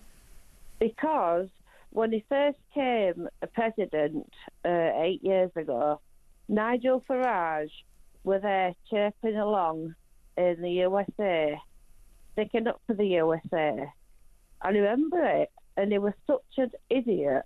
Why? I mean, that was what... He wasn't in politics. He was helping Trump out at that point, and he's been successful with that, hasn't he? Well, that's what you think. But I must admit, he is better in this... what do they call it, Ash? This president. I struggle with my words, sorry. What, Prime Minister, you mean? Keir Starmer? No, not Keir Starmer. Trump. Are you talking about Trump? President Trump? He's another idiot. Well, yeah. He's another bloody idiot. Well, everyone knows that, but, yeah. Expand on your point, then. What were you... No, my point being was, everyone's been arguing about... Sorry, I'm forgetting again. Oh, well. That's all right. They were talking about Nigel Farage. We had Ben Habib on about that. Nigel Farage, yes. I just don't like him. I just think he's an idiot. But what's the alternative? I mean, we saw the council elections reform coming in. What is the alternative? You're not going to vote for the Tories or the Labour, are you? So, what are you going to do? No, I don't know. Now, would you like Ben Habib to come back, with Rupert Lowe? Would you vote for them? Would I what, sorry? Would you vote for Ben Habib and Rupert Lowe in there? Well, if they do start, but I know Ben has, but Rupert's not with them yet. No, I think once they get in, they're always bad. Yeah. So what would you do to fix it, Paula? What I've really loved is that... Doesn't sound like she's got any ideas. Oh, no, Paula's got lots of great ideas. What would you do to fix it, Paula? Can I ask you your name? Because I'm really sorry, I don't know. Oh, no, that's all right. So we had Nigel Farage on, was that? I'm Andrew Eborn. If you forget Nigel, you could... Barrister, futurologist, magician, member of the Magic Circle. What's your name, sorry? It's Andrew. Andrew Eborn is my name. Andrew, right. Yes. Okay, Andrew, I won't forget this is Paula. No, I know Paula, and it's fantastic. Oh, and he knows you, and you don't know him. No, that's fine. Paula, very hurtful. No, Paula said she has difficulty sometimes with names like Nigel Farage and so on and so forth. Paula, it's really good. But so what would you do, Paula? Because I'd love to hear your opinion. It's so good. What I love about this show is getting different people, different views, and we talk about solutions, because it's so easy to say, that's a problem, that's rubbish. As soon as you've got the power, that's when you really show what would happen. So if you had the power, what would you do, Paula? You don't. Well, I tell you what. You don't know, do you? I'd give the pensioners the money that they deserve. But how's that going to solve the country? We're just like, this country's about is existentially threat. A pension, that's going to solve everything, isn't it? Give the old people a pension. That'll sort the whole country out, won't it? That'll stop the immigration, law and order, loss of our foundation, our history, our hero. Yeah, give the people pension. Paula, well done. We need more than that. More. What I like is Paula's now doing the role of James Welsh. She said, "Shut up, Wurzel." Yeah. Well, someone needs to. Wurzel, Gubby. You call me Wurzel. She did. That's what you said. Fair enough. He's one of my heroes. Paul, this is wonderful. We often have somebody phones up about Ash and loves to be Sally Ann to his Wurzel, whatever it is. Yeah. We all have a laugh. It's all we all have a talk. But you're right, Paul. We're right, because it's such a serious issue. We don't look after our pensioners enough, do we? No. They want to kill them off. They cost money. My mum has worked all her life and she's now got a brain tumour. I'm sorry to hear that. Sorry, my sister's messaging me. That's all right. Well, we'll just wait here. What's your sister's name? No, my mum has got a brain tumour. Right. Yeah, no, I know that, yeah. Yeah, she's picking up slowly. She's driving again. Oh, okay. She's diving again?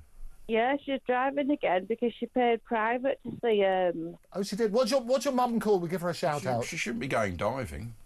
No, she's called Elizabeth. Elizabeth. And I love her so much. Yes, she's you wonderful. should do. She's your mother. What's your most favourite memory of Elizabeth? When we put this cone,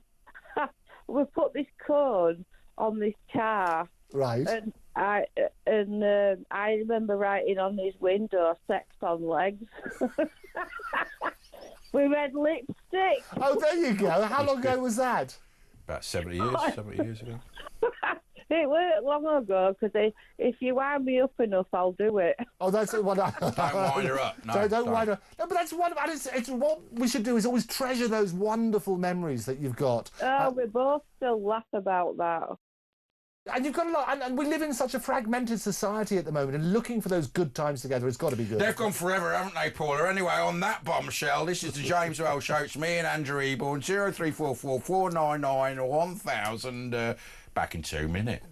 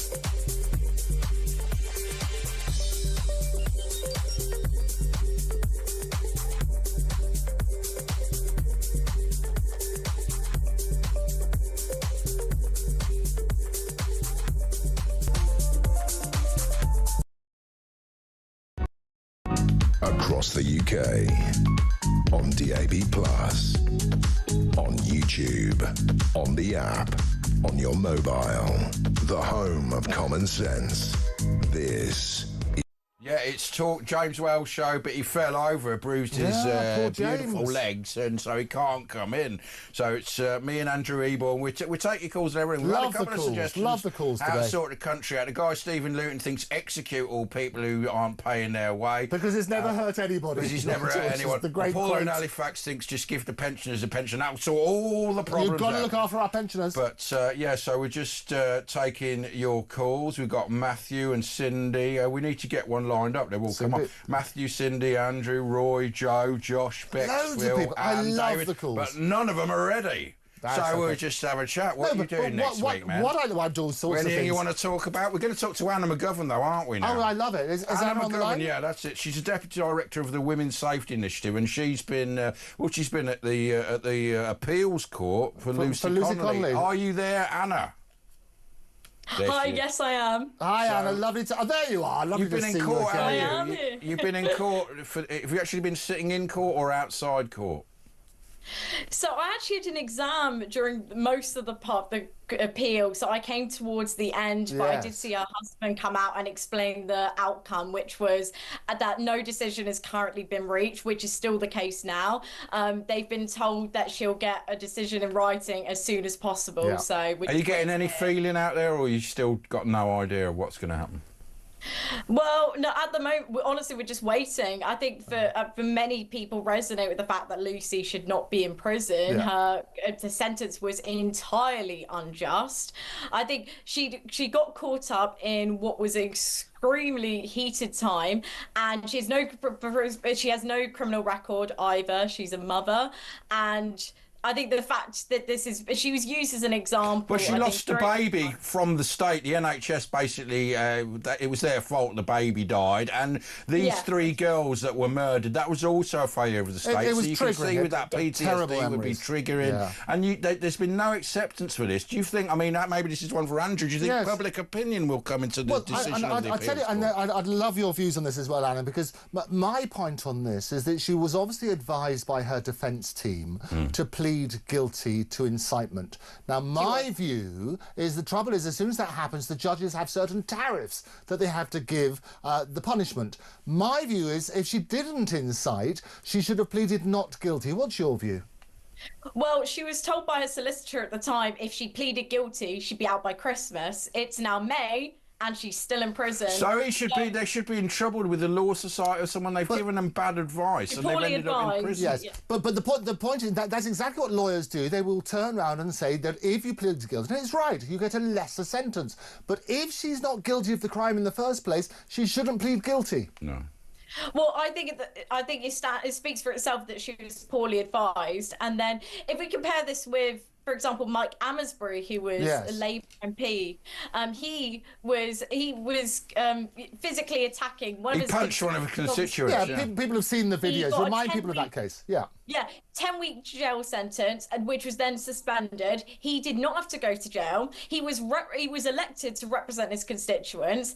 He doesn't have to go to jail. Yeah. She posts a poorly judged tweet, which was deleted within 3.5 hours. Yes. She reflected on it, took it down. She was deeply remorseful for what she posted. Yes.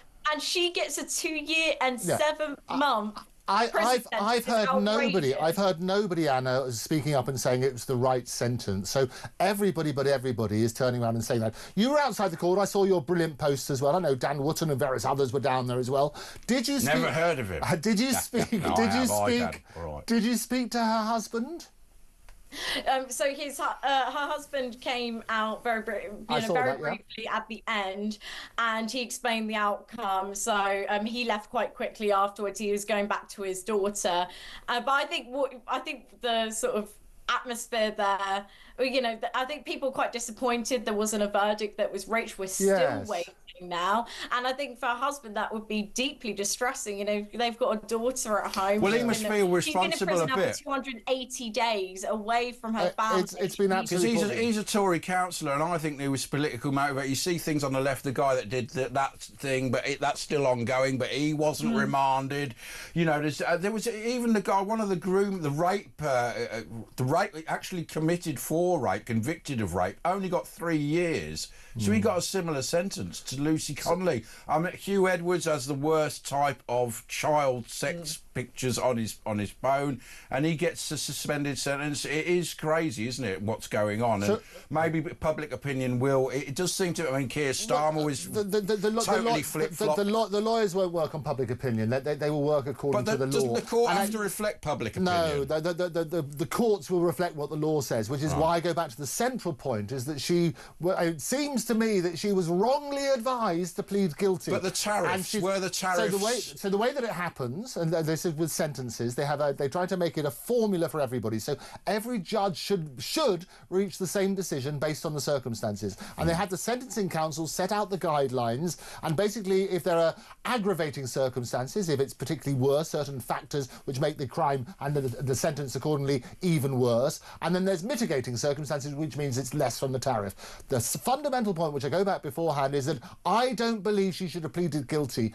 because she wasn't inciting. Yes, they were words, and she was very upset, and there's all those No one would have read that and gone, I'm going to go and do this. Yet the other side, I think it was Hope Not Hate, or someone put out that, the far right are organising this to go here. And so loads of people went up, and it actually did incite things, and nothing happens to those lot. It is so wrong. Yeah. But Anna, I'm very interested in your views, because she did plead guilty, and the judge's hands are tied to a certain extent. But the tariffs are is that right? No, they did. That's what happens. Someone else wouldn't have got that. No, it's the sentencing council. They have the guidelines, if you like, which is supposed to be a tariff implemented by everybody. What would you do, Anna? What should her punishment have been?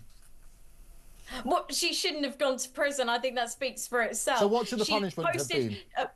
To be honest, I don't think she should have got nowhere near that. She pleaded. I don't think she should have been punished at all. Sorry, Anna. You know what? She pleaded guilty. I'm very active. Well, let her finish. And I see far worse every single day.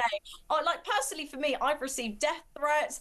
I've been called all sorts. They're not thrown into prison. Exactly. I think it should be like America. We should take the lead from their freedom. You can say anything. You might not like it, but I don't care if someone says something horrific. Obviously, if you say attack this person, you actually mean it. That is actual incitement. But stuff like that, you shouldn't say it, and it might affect you. But you shouldn't be. With respect, so let's play devil's advocate for a moment, because what's happened, and I've seen some of the horrible things that you live on a daily basis, and you post and I would urge people to go look at your website. Brilliant posts that you do about the horrible treatment that you get. If somebody pleads guilty to incitement, which is what she did, what punishment should she get for that incitement? Well, she was poorly advised, that's the thing. Her solicitor told her at the time to plead guilty because he said to her, you'll be out by Christmas if you do that. This is a woman that had no previous criminal convictions. She should, well, if she'd been properly advised, she shouldn't have pleaded guilty. That's my point. No, but your point is... I personally don't think, like, my personal opinion, she should not have been convicted of anything. Well, exactly. Yes, it was a poorly judged tweet. She shouldn't have posted that, but she recognised that, which is why it was taken down very quickly. And she wasn't in her right mind. Yeah.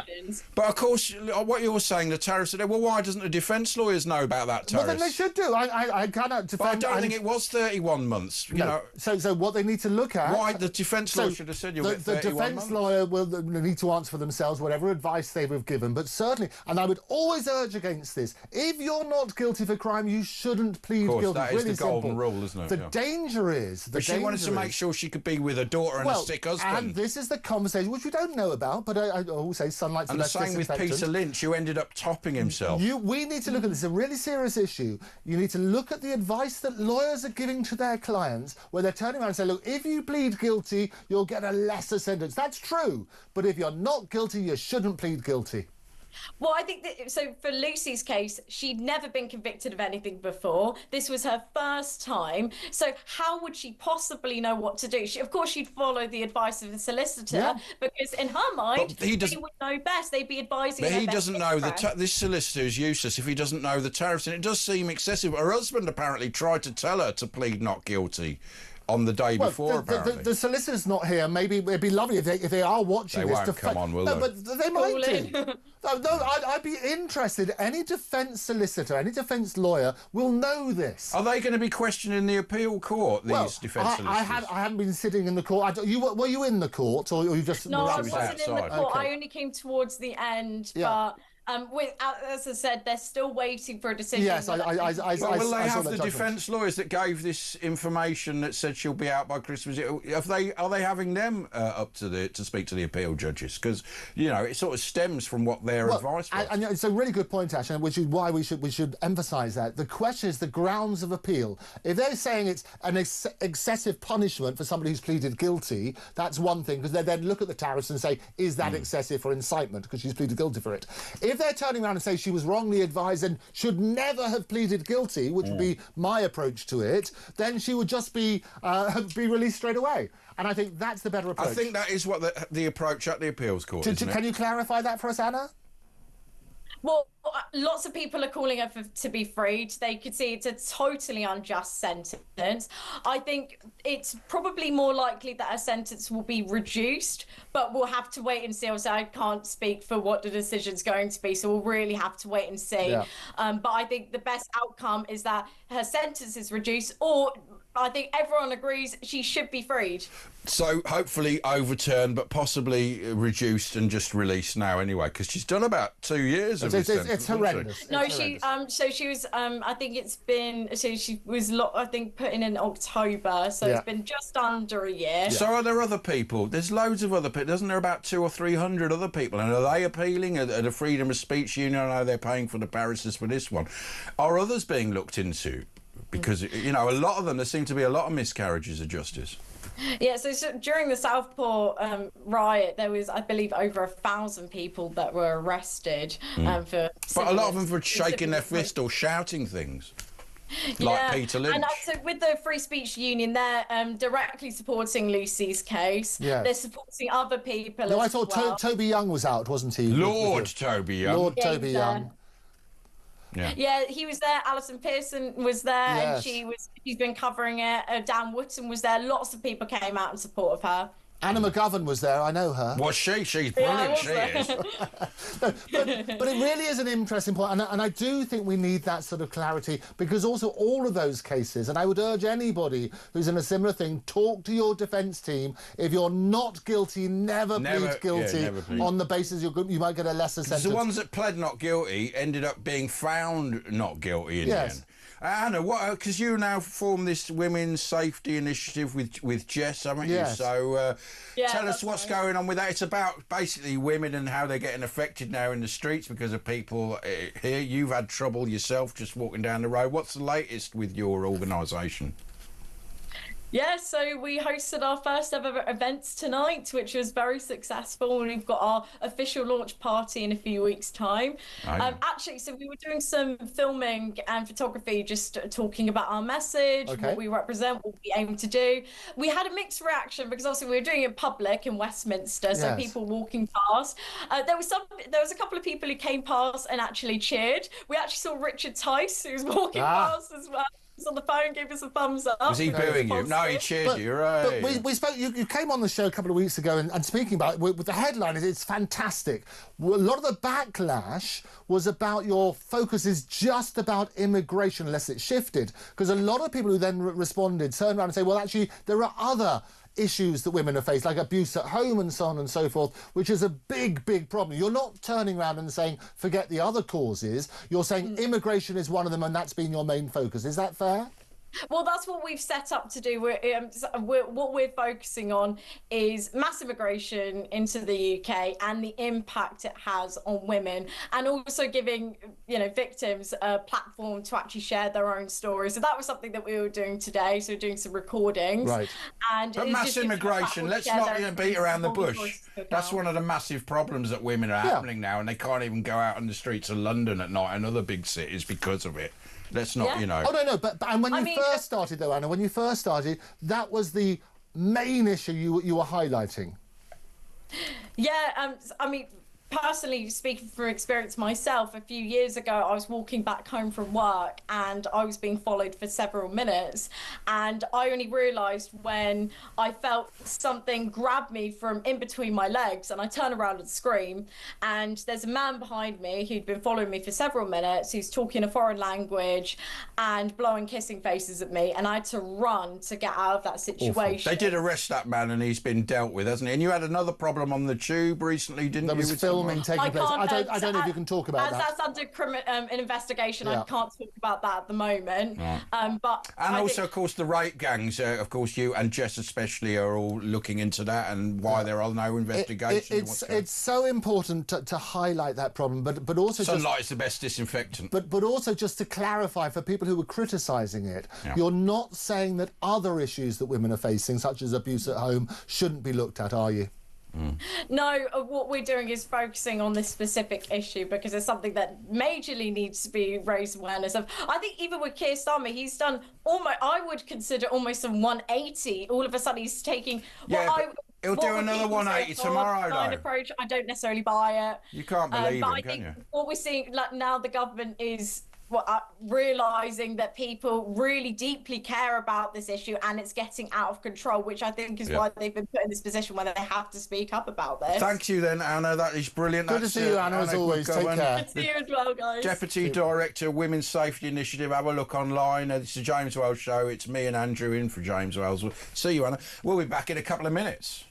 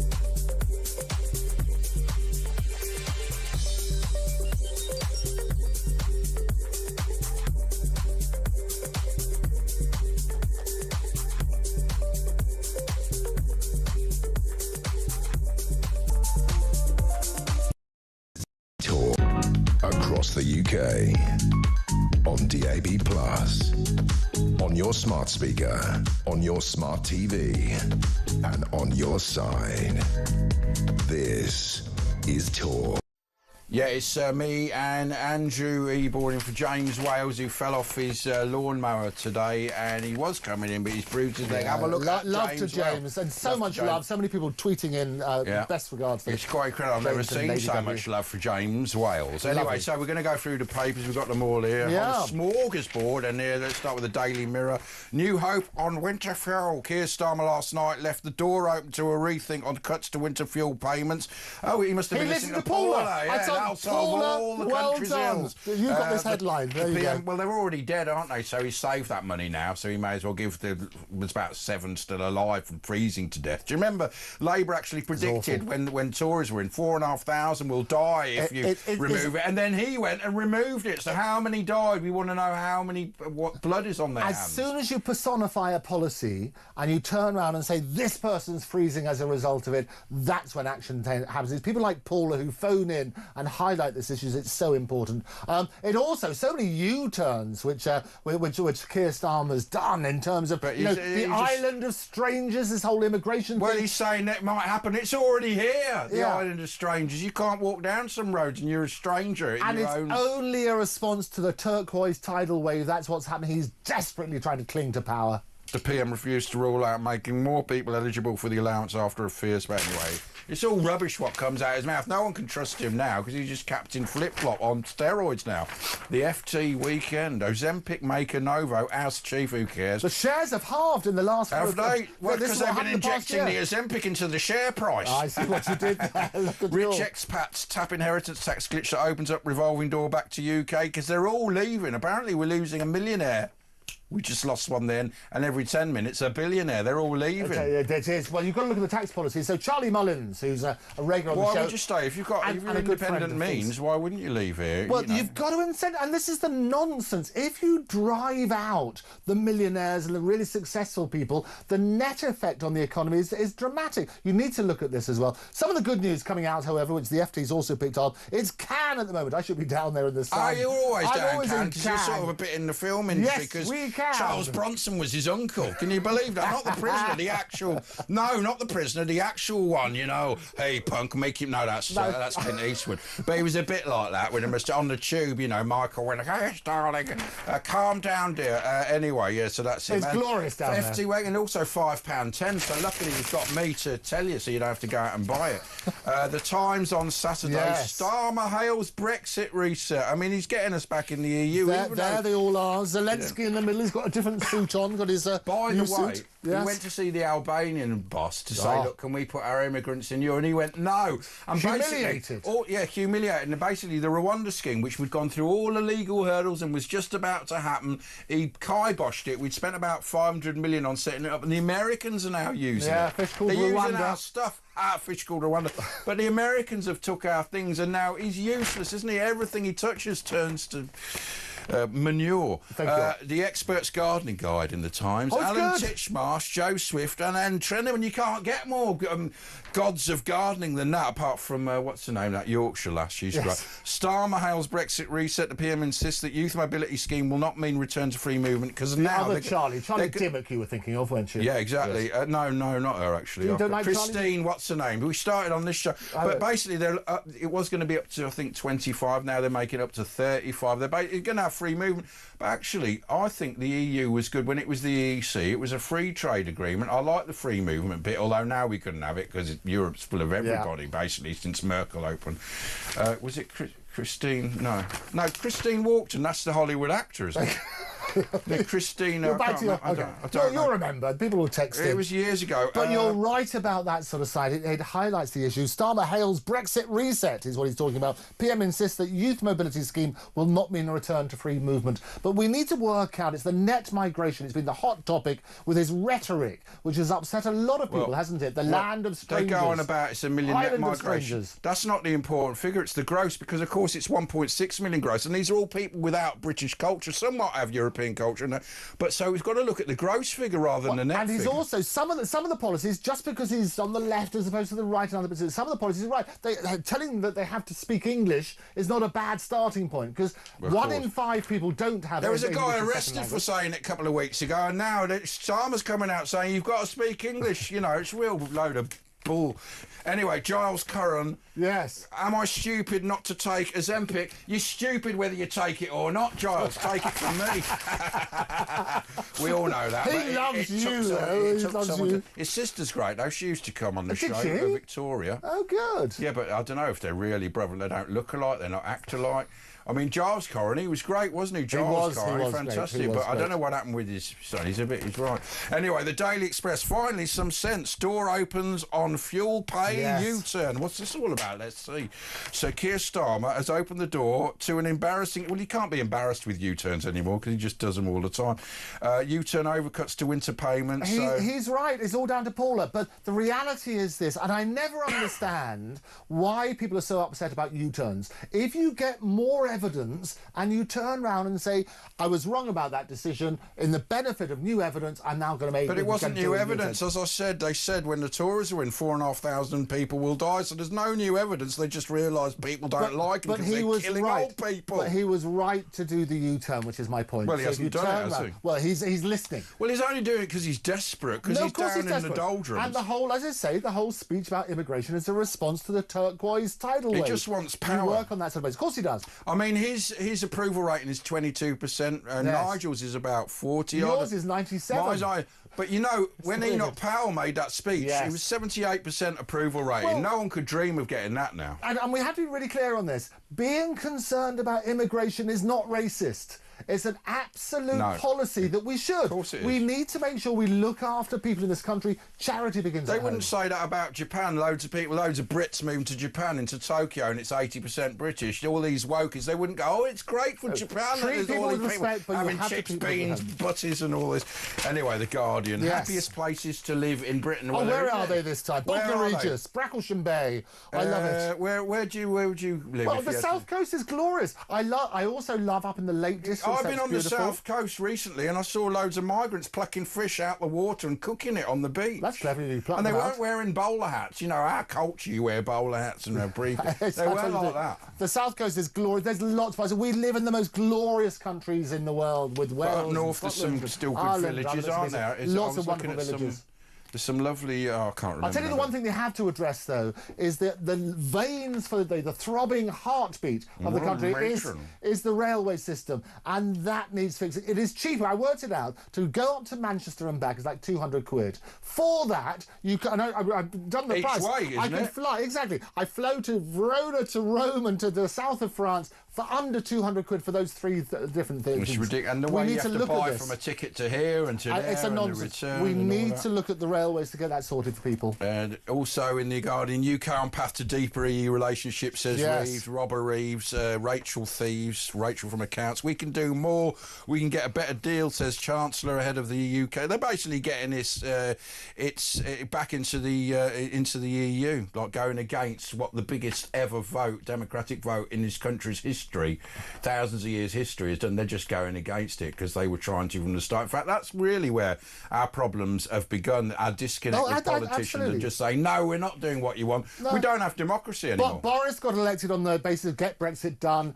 Keir Starmer is get Brexit undone, and he's working on that principle. But try and fool people. Still, absolutely, and we need to have an honesty. The electorate know what's going on. And the EU's falling apart as well, by the way. Look at Germany. They haven't got any industry. It's falling apart because of net zero. They've got it even worse than us, apparently. Rushdie Attacker, jailed for 25 years. This is the guy that got up on stage. I mean, probably Salman Rushdie thought he'd got away 30 years. Now, someone comes on stage, tries to kill him. Actually, one of his eyes was stabbed and he lost his eye. He's lost some of his feeling. I think it will come back. And he very nearly got killed. Luckily, they managed to get on the stage and grab the guy. Author told trial he was sure he would die after stabbing in New York in 2022. I mean, it's terrible because he was just about taking it easy and thinking he's probably all right. Now he'll have to do it all for the rest of his life. It was absolutely awful. I mean, it's extraordinary it's taking this long, isn't it? But this is when this problem began. You know, there used to be no problems with all the cultures here, not very little. And then from then on, there seems to be, that was the pivot point with problems and people saying we want this here. The other thing I love about this show is that we get people with all different views who can come on and air those views and have hopefully a rational debate. When people have different views and you're forced to attack them, that is not acceptable. Right, OK, we're going to take your calls. We want the calls, OK? We're going to take more calls, and we're going to go through the last few of the papers, but we've got to take a breaky. We'll be back. It's a James Wells show. Me and Andrew Eborn in for James. Fell off his scooter, done his leg in. He'll be back next week from 10, back in 2 minutes.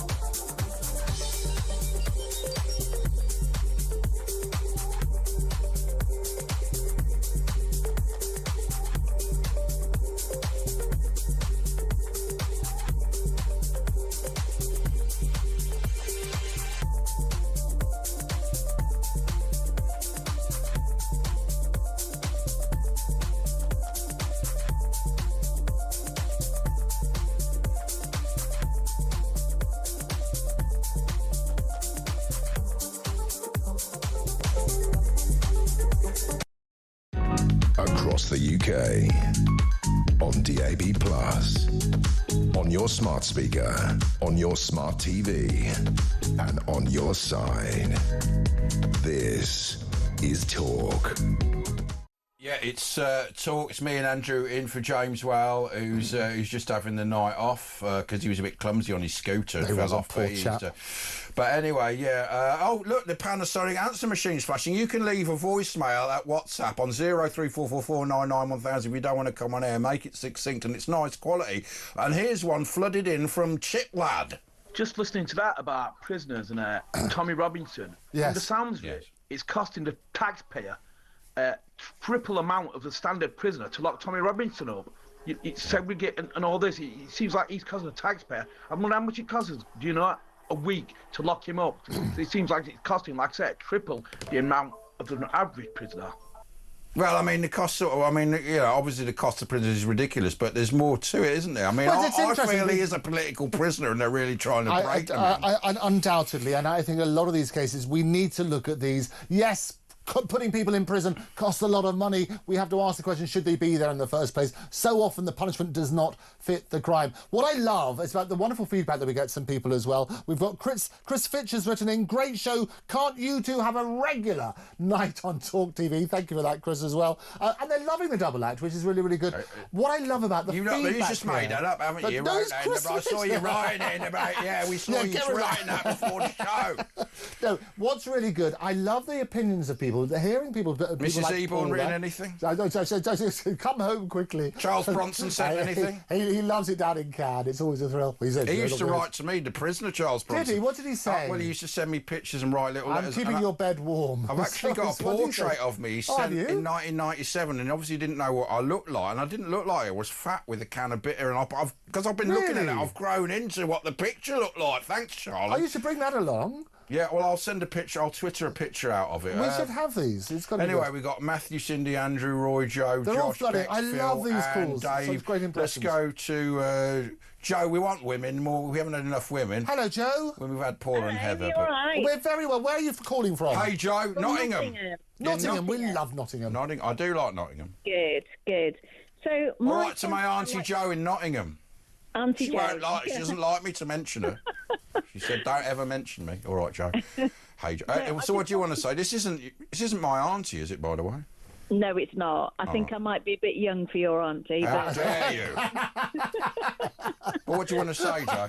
So I just wanted to say, so I'm a bit concerned with the whole Rupert Lowe, Ben Habib scenario. Okay.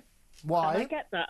No, I really understand where they're coming from, and I completely do. But they are taking away the votes for reform. Yeah. So if it came to an election and people are going to vote for Ben Habib and Rupert Lowe, is that not taking away votes? And that's the point that I put to Ben, because talking about unite the right, because otherwise if you fragment the vote, effectively you're letting Starmer come back in. Yeah, but his point is he doesn't want Nigel in power because he says he's not really a conviction politician. I mean, you can't. I don't know whatever your view is about that, but one thing you can say about Ben and Rupert is they're men of means, and I think they are convictional. You get the feeling they really are. Well, let me ask you this then, Joe.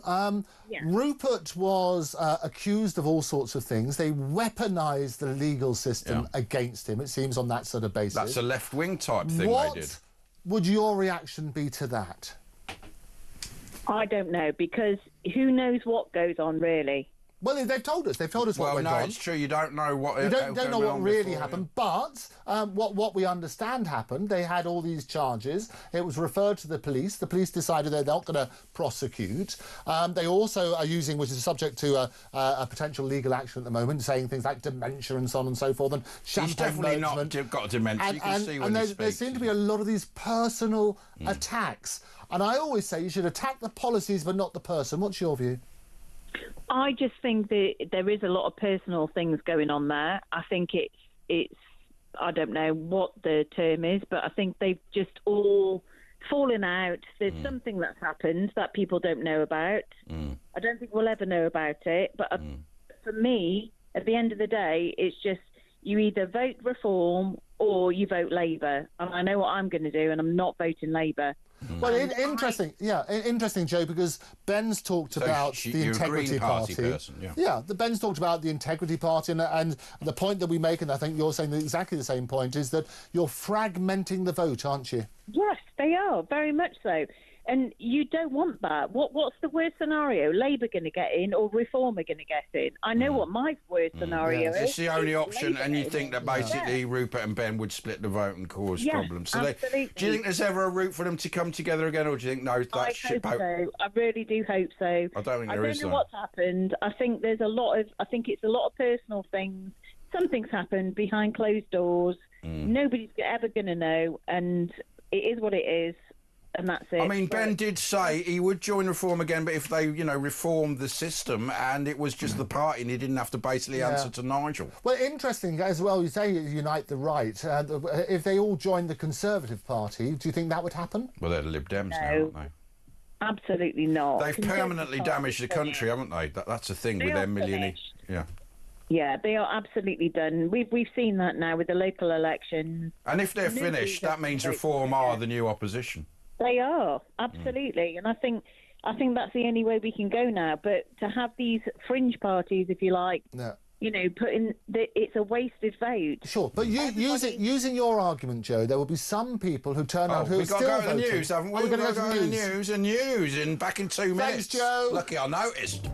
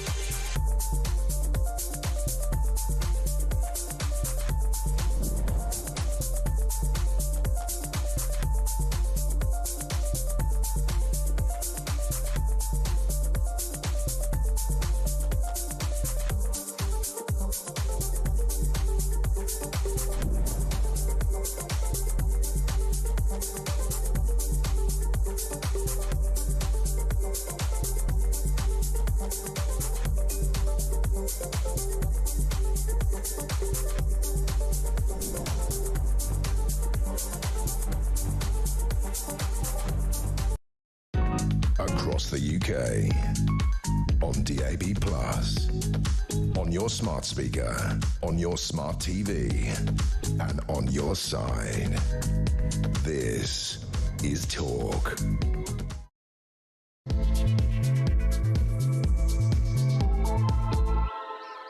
Yeah, but he unleashed too much today and he fell off his scooter and he's done his leg in. Have a look on his Twitter at Lee James Well. He's black. Keep the love coming. He loves the love. Keep the love. He can't get enough of it. So it's me and Andrew. 03444991000. We're just going through the papers and we've got loads of calls. Yeah, love the calls. Let's go Phil in Worthing. Phil. Hello, Phil. Oh, hello, Andrew, and hi, Ash. As usual, how you doing, mate? All right. How are you doing? Yeah, I've got a really big question for both of you. Yes. Particularly with Andrew's future thoughts. Yes, well, he's a futurologist, so should be all sorted. Here we go. AI is going to be massive. We all know yes. that. It's going to take a lot of poor people's jobs first. No disrespect to poor people. I am one myself. It's going to take factory jobs. It's going to take customer service jobs for the white collar. It's taking lawyers' jobs. It's already taking doctors' jobs. It's not just working class. It's taking throughout all of it. The question is... Yes. I've been banging on about this for 10 years, saying it would happen, and the government don't bring it in because they're waylaid by politics and immigration and these minor things. They will be minor compared to what's going to happen. Will universal basic income be the only answer to stop social rioting? It's a brilliant, brilliant point, and I always say that AI is our greatest human achievement, but also potentially the biggest existential threat. And as you rightly know, I speak around the world about this sort of stuff, advising people about the risks and the opportunities.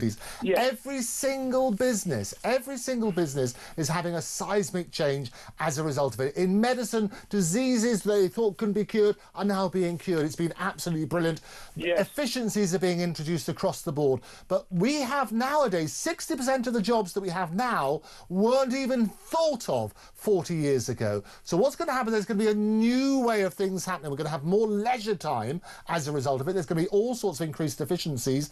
There's also going to be things which are going to be created in the entertainment industry, but it relies on the original creators, such as the jigsaw person, who basically feed these machines so they can spit out this new work. Yeah, but that's not going to be in the future. The AI will program themselves, and they won't even need us to do that. But that's the thing. But you then look at what jobs are going to happen in the future. We're also in education, which is your point as well. In education, you're going to need to change things, because they know already that people are using AI to write certain things. The people with the best degrees and essays are just getting AI. Write this for me, and they're getting... So what's going to happen, I've talked about this on the education side, is that oracy, that's standing up in front of an audience and presenting things, is going to be brought to the forefront in education. You're going to see more and more of that sort of side as well. Examination.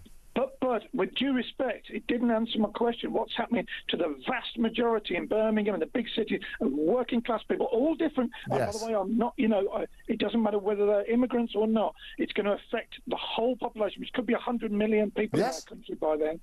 No, absolutely. And you're talking about an excess, if you like, because if people don't have jobs to go to, well, there's two things. Exactly. There's two things. If you don't have a job, the first thing about the income, where does that come from? And you're right about that universal side. Yeah, how does that work? I mean, it's all going to collapse, isn't it? Isn't it going to become like a Mad Max world? No, here's a solution. Go on, then. It's only an idea. Thank God for that. We've got a solution. The French government are looking at this. Yes. Taxing intellectual property, not intellectual, excuse me. AI. Taxing the AI robots. Yes. Instead of taxing human beings, you tax the robots, which is going to create a massive profits. Yeah. And so you tax that profit enormously, which is a new way of looking at things. Oh, yeah, no, absolutely. And you're looking at new ways, and you're absolutely right, and they're looking at the whole finance of that sort of stuff, because there's going to be all sorts of efficiencies, lots of cost saving. But the other point in this is people need to address as well, people need a purpose in life. So it's no good just sitting at home and waiting for money to come in and work on that sort of basis. You need to have a purpose, and going to work and having job satisfaction is so important as well, isn't it? Yes, and that's what I'm worried about. The social, I can see riots, the scale of which we've never seen before. Because there will be nothing that a robot can't do. Well, this is the thing. I hate to paint a bad picture. No, it's not a bad picture. I'm only an average guy trying to work this out. But if you look at the last Industrial Revolution, you had the Luddites, and they used to smash things up. Yeah. And I've got a feeling that some of the working class might start smashing things up. Well, but then you'll get those dog robots come out, and they'll get you. Well, terrifying they are. I'll tell you the really interesting things. And there's a real knock-on effect for society, and you raised some brilliant points very, very eloquently. A couple of things is that people are going to live a lot longer. If they live longer, you're going to need to make sure you've got the money to feed, because the system is the birth rates are plummeting. We don't need birth rates. We've got robots. Japan are already making. People we need to work need on that people. sort of basis. We don't need people anymore. Great point, Ash. Ash, that's a great point. Exactly. So why are they worried about population? We don't need them. Well, good point. Maybe that's right. Yeah, maybe that's right. Sterilise everyone. Thanks, Phil. That's Phil's answer, because robots are going to be doing everything. The Daily Telegraph, hands off our ISAs. Wolf was Britain reached peak dog. There's too many dogs. Do you know, in the 1950s, the number one pet was the budgerigar. Let's go back to budgerigars. We like the budgerigars. I remember watching... budgerigars. Do you remember Cracker Jack? Cracker Jack! The five you have to do that. You have to do that. But they used to have little budgies that walked along tight ropes and things, didn't they? Do you remember the circus? Stew pot. Yeah, that's the one. That's Stew Pot. Do you remember that? What was it called again? It was Cracker Jack. Cracker Jack! Right, and get R.I.P. rock and roll, says Bob. Who cares what he says? Bob we Gelder. Like Bob. No, I mean, all he did was set up a gig so he could bring his band that only had a couple of hits, Boomtown, and do his gig. He never had a right to go on with Queen and all that. Anyway, let's go to the calls. I'm just going off on one. Roy in Hampshire. Hello, Roy. Hello, fellas. All right, man. I missed my old mate tonight. Oh, we all missed him. He'll be back next week. Chaitaris Paribus. Yeah, reason I've come on is talk about the prison service. Yes, go for it. Go on, man. Well, my dad's brother, Uncle Ed, he was... was he a wrong one? Did he go down, did he? No, he was in India, in the British Army, and he got an eye infection. And in those days, you weren't allowed glasses in the army. Right. And they kicked him out. So he joined the prison service. Yeah. Well, Uncle Ed reached the highest rank in the prison service of Chief Medical Officer. Okay. He was the only man that could put a prisoner on bread and water. Even the governor couldn't do that. Right. Well, one day he was he was stationed in Dartmoor, and a prisoner hit him over the head with a stool. They used to have stools in the cells. Yeah. Well, that prisoner was given 30 strokes of the birch. Yeah, they used to have the cat and the bit. I mean, we used to have Mad Frankie Fraser on, and he got that all the time, the cat and nine tails and all that. And you think, what? You think they should bring that back? Well, the birch, certainly, because I don't know if you know, if a prisoner was given the birch, it was done over 3 days. Yeah, it was a nasty. nasty. They got 10 on the first day, 10 on the second day, and on the third day they were screaming the place down because they knew what they were going to get. And did it work? It didn't work with all of them like Mad Frankie Fraser, but it probably did calm people down, although we still had all the riots. Most people, but it's a deterrent. I don't know, have they still got hanging on the birch on the Isle of Man? No, I think they got rid of it. Even there, they got rid of it. So you would bring that back just for prisoners or for people generally? No, but, well, God, I mean, when I was a kid, mate, at school, when I went to secondary school, I had the cane a couple of times. Yeah, it did. People were scared of the cane, weren't they? Growing up, I can tell you, when I was, I think I was about 4, if you didn't complete your sums in time, you got the slipper. Did you go to one of those private schools where they were a bit excessive with the cane, weren't they? Yeah. No, but that's exactly what happened. So you're absolutely right. So would you bring that back? Well, well, at least it's a deterrent. You've got these kids that go to school and they don't behave. It's out of control in schools now. It's a deterrent. It never hurt me. Well, the whole point is it hurts you.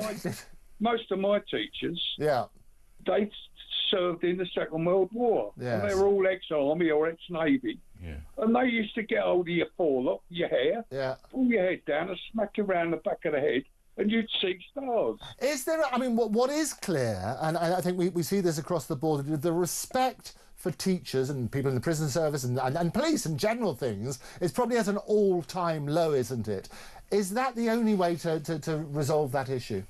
Well, my nephew, he retired from the police force a couple of years ago. He was in the Surreys and he got headhunted into the City of London Police. Right. And he said, we were talking about this a little while ago, the best coppers that he served with were ex-forces. Okay. Oh, they were. I mean, I remember 20 years ago, we had a lot of ex-coppers phoning us and going, they're making us all redundant. All the experienced ones have been made redundant, and it stinks a bit. It's like they wanted to get rid of the ones that might give them trouble in the future, because you look at the police now and they're just automatons and will do what they're told. It was Theresa May that stopped she cut it down, didn't she? Yeah, no, well, she said that they had to go to university. Right. Well, that did ruin it. And then come out of university to be an inspector and a sergeant. Yeah. And they haven't, I mean, Peter Bletchley, we have him on, he knows all about that, and this is exactly what he says. And then they have to, if they want to get promoted, you have to go with the flow, like, Sir Mark Rowley. I went to school with him. Did you? He was 6 years older than me, though, yeah. But in the school we were brought up, and the teachers would throw desks at you. I remember Mr. Rowlands, he looked like Higgins from Magnum. And he used to chuck the desks at you and pick it up. Throw the blackboard duster at you. The blackboard they did, I remember that. It was like a brick. It was. And it didn't do us any harm, apart from I've got a scar on the left of my head. Scarred for life in most of us. So why do you think respect has gone through the floor? I think it's because of that, isn't it? Well, it is, but another one of my uncles, Uncle Derek. Yes. No, he was a wrong one, wasn't he? He was in the police force. When war broke out, he went in the Fleet Air Arm. He was on the aircraft carriers. Yeah. Anyway, war finished. He was station sergeant in all the big nicks up in London. He was chief training instructor at Hendon. And he used to take the recruits on. He was one of the hardest men you'd ever meet in your life. Right. He used to take the recruits on 2 at a time. And he put them down. Was he a big man? Because normally those desk sergeants were quite big, fat men, if you don't mind me saying. He gave them authority. His wrists were like your ankles. He could get hold of your arm and he put you on the floor. Right. Yeah. He was a very hard man. Yeah. Well, we do need ones like that. Yeah. In the nick. I mean, if you got somebody that had beaten a copper up, or you got somebody that interfered. Exactly. Coppers were always hard, weren't they? And the ones now run away. Thanks, Dave. That was it was Roy. We go to Dave now. Dave in Swindon. Hello, Dave. Hiya, both. You right? Yeah, good. All right, Dave.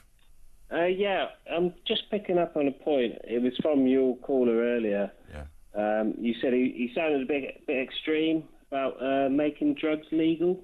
Oh, yeah. Well, no, I mean, they've done that in a lot. That was his view. He thought it was in response to how can we raise money, and he said, well, if you make drugs legal... But also it solves... I mean, where they have done that, I think Portugal did it, and it has solved their drugs problem. And there are certain things, cannabis and so on and so forth. I'm coming probably a bit further from that. So not only would I make it legal, I would make them free on the NHS. Free? Well, which drugs would you make free on the NHS? Well, your main ones, heroin, cocaine... ecstasy. And is this just go down the chemist and go, I can have 3 grams of that, and then just go home and overdose? Is that to wean people off it? Is that to get people off it? No. What we're trying to do is sort out the black market. Right. But would it be done under medical? Would it be done under medical, like heroin? Obviously not cannabis, but heroin and that would have to be done under medical supervision to wean people off it, wouldn't it? Well, yeah, it's going to be prescribed, but you've got control. They did do it in Scotland. They did do it in Scotland for a bit. No, not like this, they haven't. Well, I think they did do a pilot where they actually used real heroin rather than the methadone, and it was actually like your addicts. It is now the drug capital of Europe, so maybe that's not a good idea. So to be really clear, yeah, scrap that one. Yeah, be really clear on your policy then.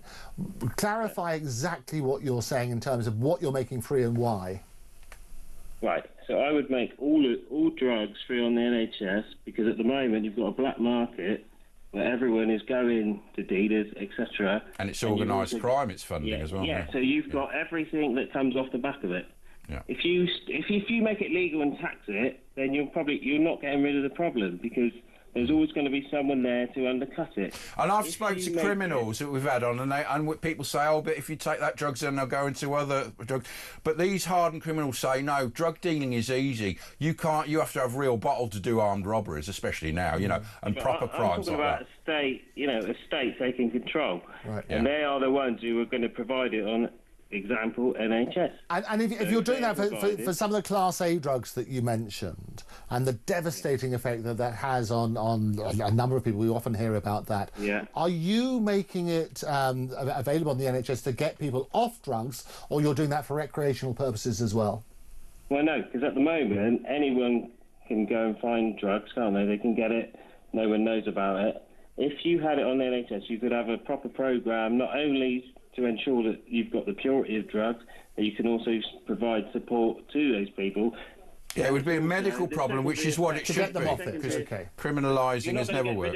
The black market exists. You're not going to get rid of it. Also, you're going to refine the drugs. People are going to know what they're getting and all stuff like that. Thanks there, David. Let's go to Anne in Epsom. 0344 499 1000. Give us a bell. It's Anne. What do you want to say? Hello, Anne. Hiya. Hello. You're Nice to talk to you. Nice to talk to you. What it is, I was thinking about, when you're saying these prisons are all full up. Yeah. Well, I was watching a documentary and it was saying one prison, I think it was 70% of the prisoners were Albanian. Yeah, I think 10% of our prison population are Albanian nationals. Okay. We should look at the stats. We'll check it. It's more than that. Okay. Yeah, it might be. Well, why don't they get these people, these Albanians and all the others, and say, right, come on, you're going back to Albania, you can spend your prison time there. Why should we have them here? And why should you, as a good tax-paying person, pay for these people? So the policy then, just to be clear on this, and I think that a lot of people have touted it, you turn around, if you're here and you commit a crime, you're going to get sent back to where you came from. Is that right? Yeah, exactly. Yeah, but then they are doing that, and then they just come back, because you don't need a visa. They're coming on boats, and they just get back in, and then our pathetic legal system goes round and round and round again. Which crimes would you send them back for? Well, let's face it, most of these Albanians are at everything. Murder, everything. Well, no, that's not true. The criminal element, a lot of them are involved in drugs and prostitution and trafficking. And I think rather than looking at a particular nation, if you have a blanket policy saying, if you're here and this is what you do and you commit a crime, you're going back. That would be easy, wouldn't it?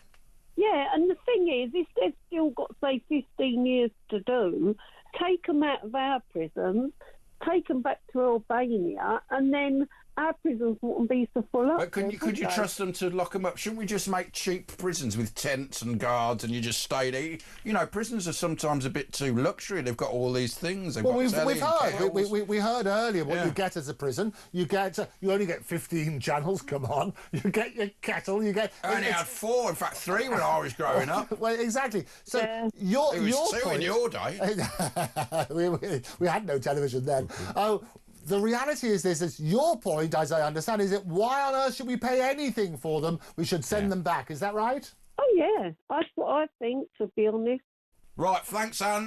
Look, it's the James Wells Show. Me and Andrew Eborn in for James, who's just had this night off. Wishing him well. Next week from 10. 0344 499 1000. We'll give you a ring back, but we've got Anne, Andrew, Cindy, Matthew, Roy, Josh. Loads of people. We love hearing from you. Back in 2 minutes.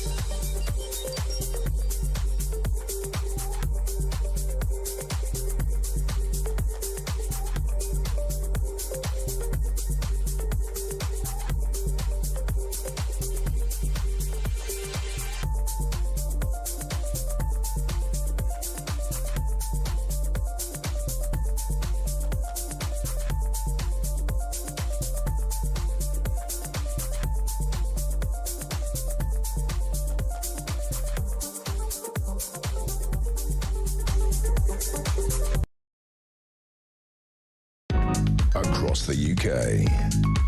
On DAB+, on your smart speaker, on your smart TV, and on your side.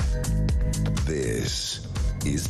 Yeah, it's Talk. It's me and Andrew. 03444991000. It's a James Wells show, but he fell over, so he didn't come. We're sending lots of love, and we love those callers. He'll be back next week if he doesn't fall over and bruise his other leg. You found a story in the Daily Mail, This is haven't awful. you? This is going to be worrying for people. Parking fines could rocket by 75%. They're bad enough as they are. So Labour are looking at plans to fine drivers more than shoplifters. Be interesting to hear what people... shoplifters don't get any fine. They get ushered, out the door. It would see them treated more harshly than shoplifters, what they say. It's a major blow for millions of hard-pressed motorists. Ministers admit they are reviewing the cap on tickets issued by town halls in England and Wales, so they could increase. What are your views on that? Well, I mean, give us a ring on that, and send us any voicemails if you bottle in and don't want to come on air on the same number 03444991000 on WhatsApp. You can leave a voice message. But obviously they're milking the drivers. A 20-mile-an-hour limit is... schools, outside schools at school time, obviously, yeah, but the other day I turned left down a road. I've always been going left, and I get a ticket through, 90 quid, and it's 200 odd quid if you don't do it. And basically there was a little sign saying between these hours you can't drive, we're lightening the load, let zero. Anyway, so I looked at the pictures, and what happened is I turned left, and they're hard to notice anyway, but there's someone on the pavement, so I'm obviously looking at them, and I've written, emailed, this is what, and they ignore that, and they go, well, do you want to appeal? And so you just pay the 80 quid. And this is the thing, again, it's the point of you're not guilty, you shouldn't plead guilty. But the other thing is recognising, having honesty about why they do it. And most councils rely on all these fines in order to pay for other services. And we need that sort of transparency. Well, it's like when people all got electric cars, they're all going to get taxed. They're already raising the tax on that because there's less people have petrol-driven cars. This is what's going to happen. Let's go to Andrew in Bristol. Hello, Andrew in Bristol. Yeah, very good evening to you, or good morning to you, gentlemen. Good morning. Morning, yeah. My thoughts are these, and forgive me for thinking what I am thinking. Yes.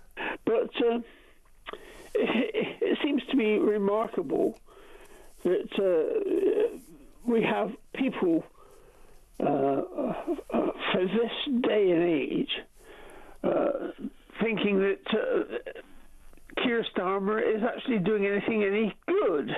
Yes. Well, not many people. Well, and we often make this point. It's great to hear another Andrew. It sounds really good. The reality is this: we always say every week, is if somebody wants to say positive something about them, we'll put them on the air. We're here to give a voice to everybody. What is the worst thing that Keir Starmer's doing? Well, let's be perfectly honest. The latest thing he's done is to say that he thinks that immigration is a bad thing. And he really... Well, massive. What you mean? He's just flip-flopping around, just trying to grasp it. Was he wrong to say that? Of course he's wrong. He doesn't believe that. Oh, I see. So, but he has in mind. Yes. He's just looking at the reform vote the other day, but he's right, but he doesn't realise it. Or basically, the big major problem with Starmer is he's just interested in power. Absolutely right, Ash. And my thoughts are these: he really flip-flops between those people who don't believe what he says. Yes. And those people who like to think what he says. But the thing is that he's had to come out and say this. Says something, doesn't it? It does say the world and Britain is pivoting now. It's the biggest issue of our time. If you look around the world, immigration is the biggest issue. And as I said earlier, it's a response to the turquoise tidal wave. He saw the devastation. New bingo thing for him. I know, turquoise tidal wave. It's the response to Reform's massive victory in the local council elections, isn't it? Absolutely right. All the things he's been talking about since those elections have been panic. And he's not going to do them, is he? Well, like he says, we all can see through it now. So which politicians do you believe? David Lammy? Oh, God, crikey. That's a very difficult question. Politics basically is just...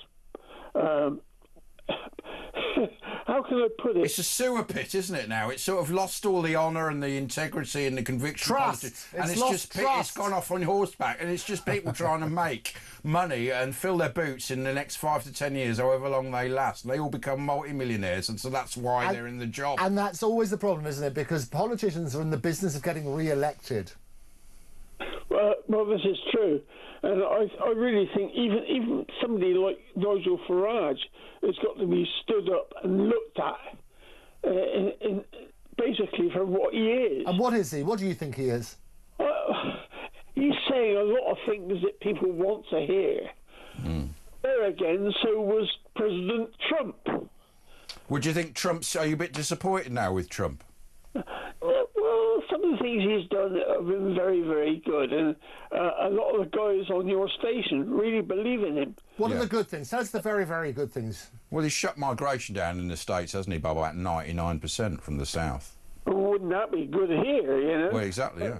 But that's not what's going to happen. He's the only politician that's ever said what he was going to do and then does it. Well, yeah, that is good in itself. Yeah. But that's only what people realise is good. It's not what people really think is going to happen. Well, no, but he does some things. I mean, but he's also the master negotiator, isn't he? So this whole thing's about tariffs. He always says, "I love the word tariffs." Doesn't seem like he is though with Russia, does he? Well, this is the thing. He wants. I've said this before. He wants the Nobel Peace Prize. Do you think he's going to get it? Well, if anything goes, it goes like the previous peace prizes. Obama got a peace prize. Yeah, and he was the most warmongering president there's ever been. How in God's earth did he get that? I don't know. Thanks, Andrew. Thank you. No, that was Andrew. Let's go to Roy in South Wales. Hello, Roy. Burida. That's Welsh for a good look day. At you showing off. Multilingual. Hi, Roy. Roy. It's Alex. It is. Alex. Yeah. Oh, okay. Well, hi, Alex. Oh, but you're from the same place as Roy. Do you know Roy from down the marketplace? I don't know him, sorry, Ash, but... what were we going to say, Alex? Well, I want to bring up the subject of the prisons. Yes. We've had different people discussing prisons with you and that, and overcrowding and that. Yeah. Why don't we adopt the approach like Trump is looking at, like with Alcatraz? We got vacant prisons here that they've... What, is he going to reopen Alcatraz? Yes, they talked about it. Fantastic. Yeah, they're on about doing that. It's almost worth going to prison. You used to have to pay to go in Alcatraz. You did, but they don't... But you're right, I mean, we don't need lavish prisons. These are prisoners. They don't need to have this and that and 12 channels and this and kettles. Just put them in a room. They've got to pay the penalty to society and then rehabilitate them or keep them in there. So were you shocked? And we had David Shipley on earlier talking about prison conditions. Were you shocked to hear what he said? No, not at all. At the end of the day, it's just gone too soft with the penal system. And, like, at the end of the day, you talk about just basic things like shoplifting, right? Yes. Now, you're going to do a lift, pick up under 300 quid. The police aren't going to be too bothered about that, right? It's like Giuliani did the smash windows policy. You have to crack the small crime. Where are you? Are you in Port Talbot or the Rhondda Valley? South Wales. South Wales. Well, I know that, but where in South Wales? Baliga. Right, well, Baliga, surprise, surprise, because we've got Paul in South Wales. Do you know, Alex, you probably know him from the marketplace. Where are you from, Paul? Where in South Wales are you from, Baliga? Hello? Hello, Paul. Burida. Yes, guys, I'm from Nice. Do you know Alex, Paul? I don't know. Say hello to Alex. He's in your local area. Maybe, meet down the market. You might have met him, buying tomatoes in the market square. Shemai, buddy. Yeah. Shemai. There you go. Shemai, buddy. All right, those things. All right. No, listen, guys. Good, mate. I'd like to say, guys, that this pathetic leader of ours, if you can call him a leader, I called him a prick the other week, but... is that Welsh? I don't know that word. Yeah, it is. Do you, Alex, what do you think? Do you agree with Paul? I think Starmer got a lot of answers to be... questions to answer. It's the same man, isn't it? It's the same person. Starmer, he's totally lost the plot. I mean, let's be honest. Like, there's been oversight with the Nissan car factory as well. I'm going to diversify now, gents. The Nissan this is Alex, by the way. Announced that 6,000 people are going to possibly be made redundant in Sunderland. Well, look at what happened in Port Talbot. The steel place in Port Talbot. That as well. Now that outrageous. They can't they can't use all raw materials to go into that furnace anymore. No. They can only use recycled. I know, it's rubbish. It's not virgin quality steel. We have to now import that from China. Yeah. So what's the solution? What's the solution? The solution is never tamper with something that isn't broken. Yeah, what was happening with our industry was fine. And like with the world, with the uncertainty now, if we do have a world war, God forbid, we need quality steel to make all different things. You won't get that from abroad. And we won't get even the kids won't even join the army. We're going to have to basically, what do they call it when you force them into the army? There's a word, the Navy. Conscription. No, but you know, it needs to go around the bars, the Navy, and what do they call it? Pressing. Pressing. Yeah, you press them into the kings. Press gangs. Yeah, that's what we're going to have to do. Guys. Is this Paul or Alex? Can I have a word as well, please? Yeah, you have a word as well. You know, chat to each other because you're both from South Wales. You know, let's see if we can spark something up. Yeah, this is Paul. Are you Cardiff City fans, by the way, or Swansea City fans? No. Rugby boys we are. All right. A lot of you are Liverpool fans, aren't you? No. I'm going to look at you two, Paul and Alex. I want to bring you together because you're in the local area. You two have a chat about things. What do you reckon about this thing with Paul Talbot? Starmer didn't jump into our boys down here in the valleys. He's quick enough putting this big thing on about what was happening up in Sunderland. But we are as much important as what Sunderland is. It's not an English-Welsh thing. I reckon we should have been looked through.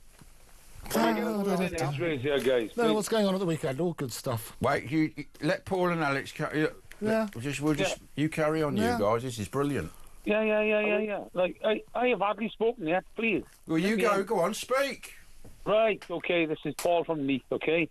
Let's go back. Yeah. Is there a Nice? Nice. Yeah, that's what I said. Nice. Yeah. Oh, let me speak, please. I am letting you speak. It's Paul in Nice. Nice. Right. That's what I said. That's enough of taking the mic, guys. This Starmer, right? He's a spineless coward. Yeah. He's going after the wrong people all the time. We've got it. I tell you what, there's going to be a massive uprising, okay? Not against this government, against this government, but also against the French. He's so uptight about upsetting the French. He's going after all the wrong people, the farmers, the elderly, the disabled. He's a spineless coward. I'd love to get my hands on him, right? Well, we can't threaten, incite violence. You can't. No, I know that. But right, okay. What I'm saying is, we tell the French we put in our troops on the border, and if they come over anymore, we put them in the boats and we take them straight back. I mean, the thing is, we can come out of EC. We don't even have to come out the ECHO. We can make a ruling to take that bit out of the EC. So I don't know why they're not doing this. Exactly. So who's got it right? Who do you think has got the right policy? It's got to be Farage, and And is that what's happening? I've heard in Wales they're going to do well reform. Is that what you're picking up from the streets? Definitely. In the Senate in a year's time, it'll all be reform. And Trump resolved the borders of South America within 24 hours. Let's get him over here just for a couple of weeks.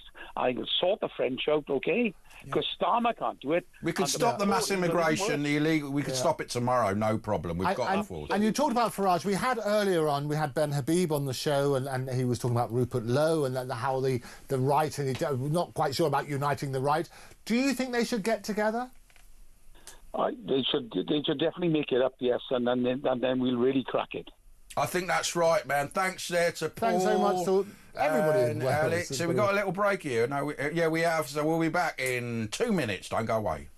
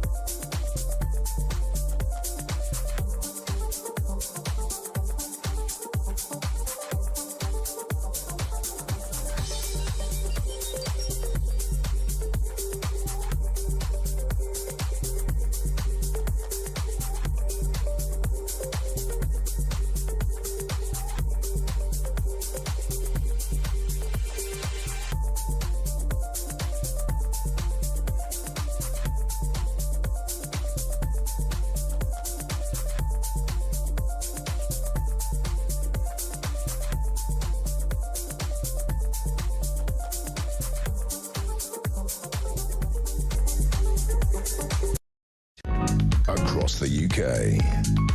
On DAB+, on your smart speaker, on your smart TV, and on your side.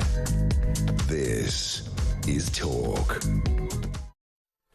Yes, it's James Welsh Show, but it's me and Andrew, but we're on Talk 03444991000. We might be able to squeeze you in. We've got a few. We love the calls today. Line up, we've got Maria, Josh, Dave, Cindy, Matthew, but let's go to Maria in Chesterfield. Hello, Maria. How are you doing? Hello. Hi, yeah, what do you want to talk about, Maria? Well, I've still got the adverts on at the moment on my TV. Don't worry about that. A little bit behind. Wait till you've watched the adverts, Emma. They're very important. You're live. There's a little bit of a second delay, but we're ahead of... this is what the future looks like. What would you like to tell us? Well, first of all, I'd like to say sorry to hear about James. Yeah. Well, he's all right. He's just injured himself falling down. And he's loving the love, so keep that love flowing. He's absolutely brilliant.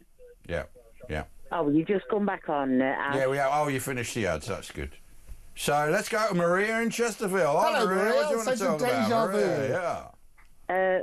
There's a bit of a delay, I think. So I'd just like to say, Andrew. Yes. Can you hear me, Andrew? I can hear you. Yes. Have the adverts finished, Maria? Yes, I've got you. Right, let's go to Maria. Maria in Chesterfield. How can we help you? Right. Can I just say, Andrew, I love your approach. How you really like to listen to the callers. It's good it comes across that way. It's not really what he likes. Do you think Ash interrupts a little bit too much? Oh, she's still watching you're She's listening watching herself. Yeah, you're getting confused, aren't you? Anyway, let's try again. Maria in Chesterfield, you're on Talk TV. Hello, Maria. What do you want to say, Maria? Yeah, so... Maria in Chesterfield. Oh, that sounds a good show. Maria in Chesterfield. What do you want to talk about, Maria? Welcome to Talk. Anyway, let's go, Maria, in a bit. Let's. I was getting confused because I was enjoying you. I think, Maria, you might need to switch it off whilst you're on air. Well, we'll do that. But in the meantime, we'll talk to Dave in Swindon. Hello, Dave. Dave.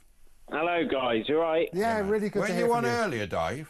Yes, yeah. Oh, that's all right then. No, that's all right. Yeah, no, that's all right. Deja vu everywhere. Deja vu. I see what we did there.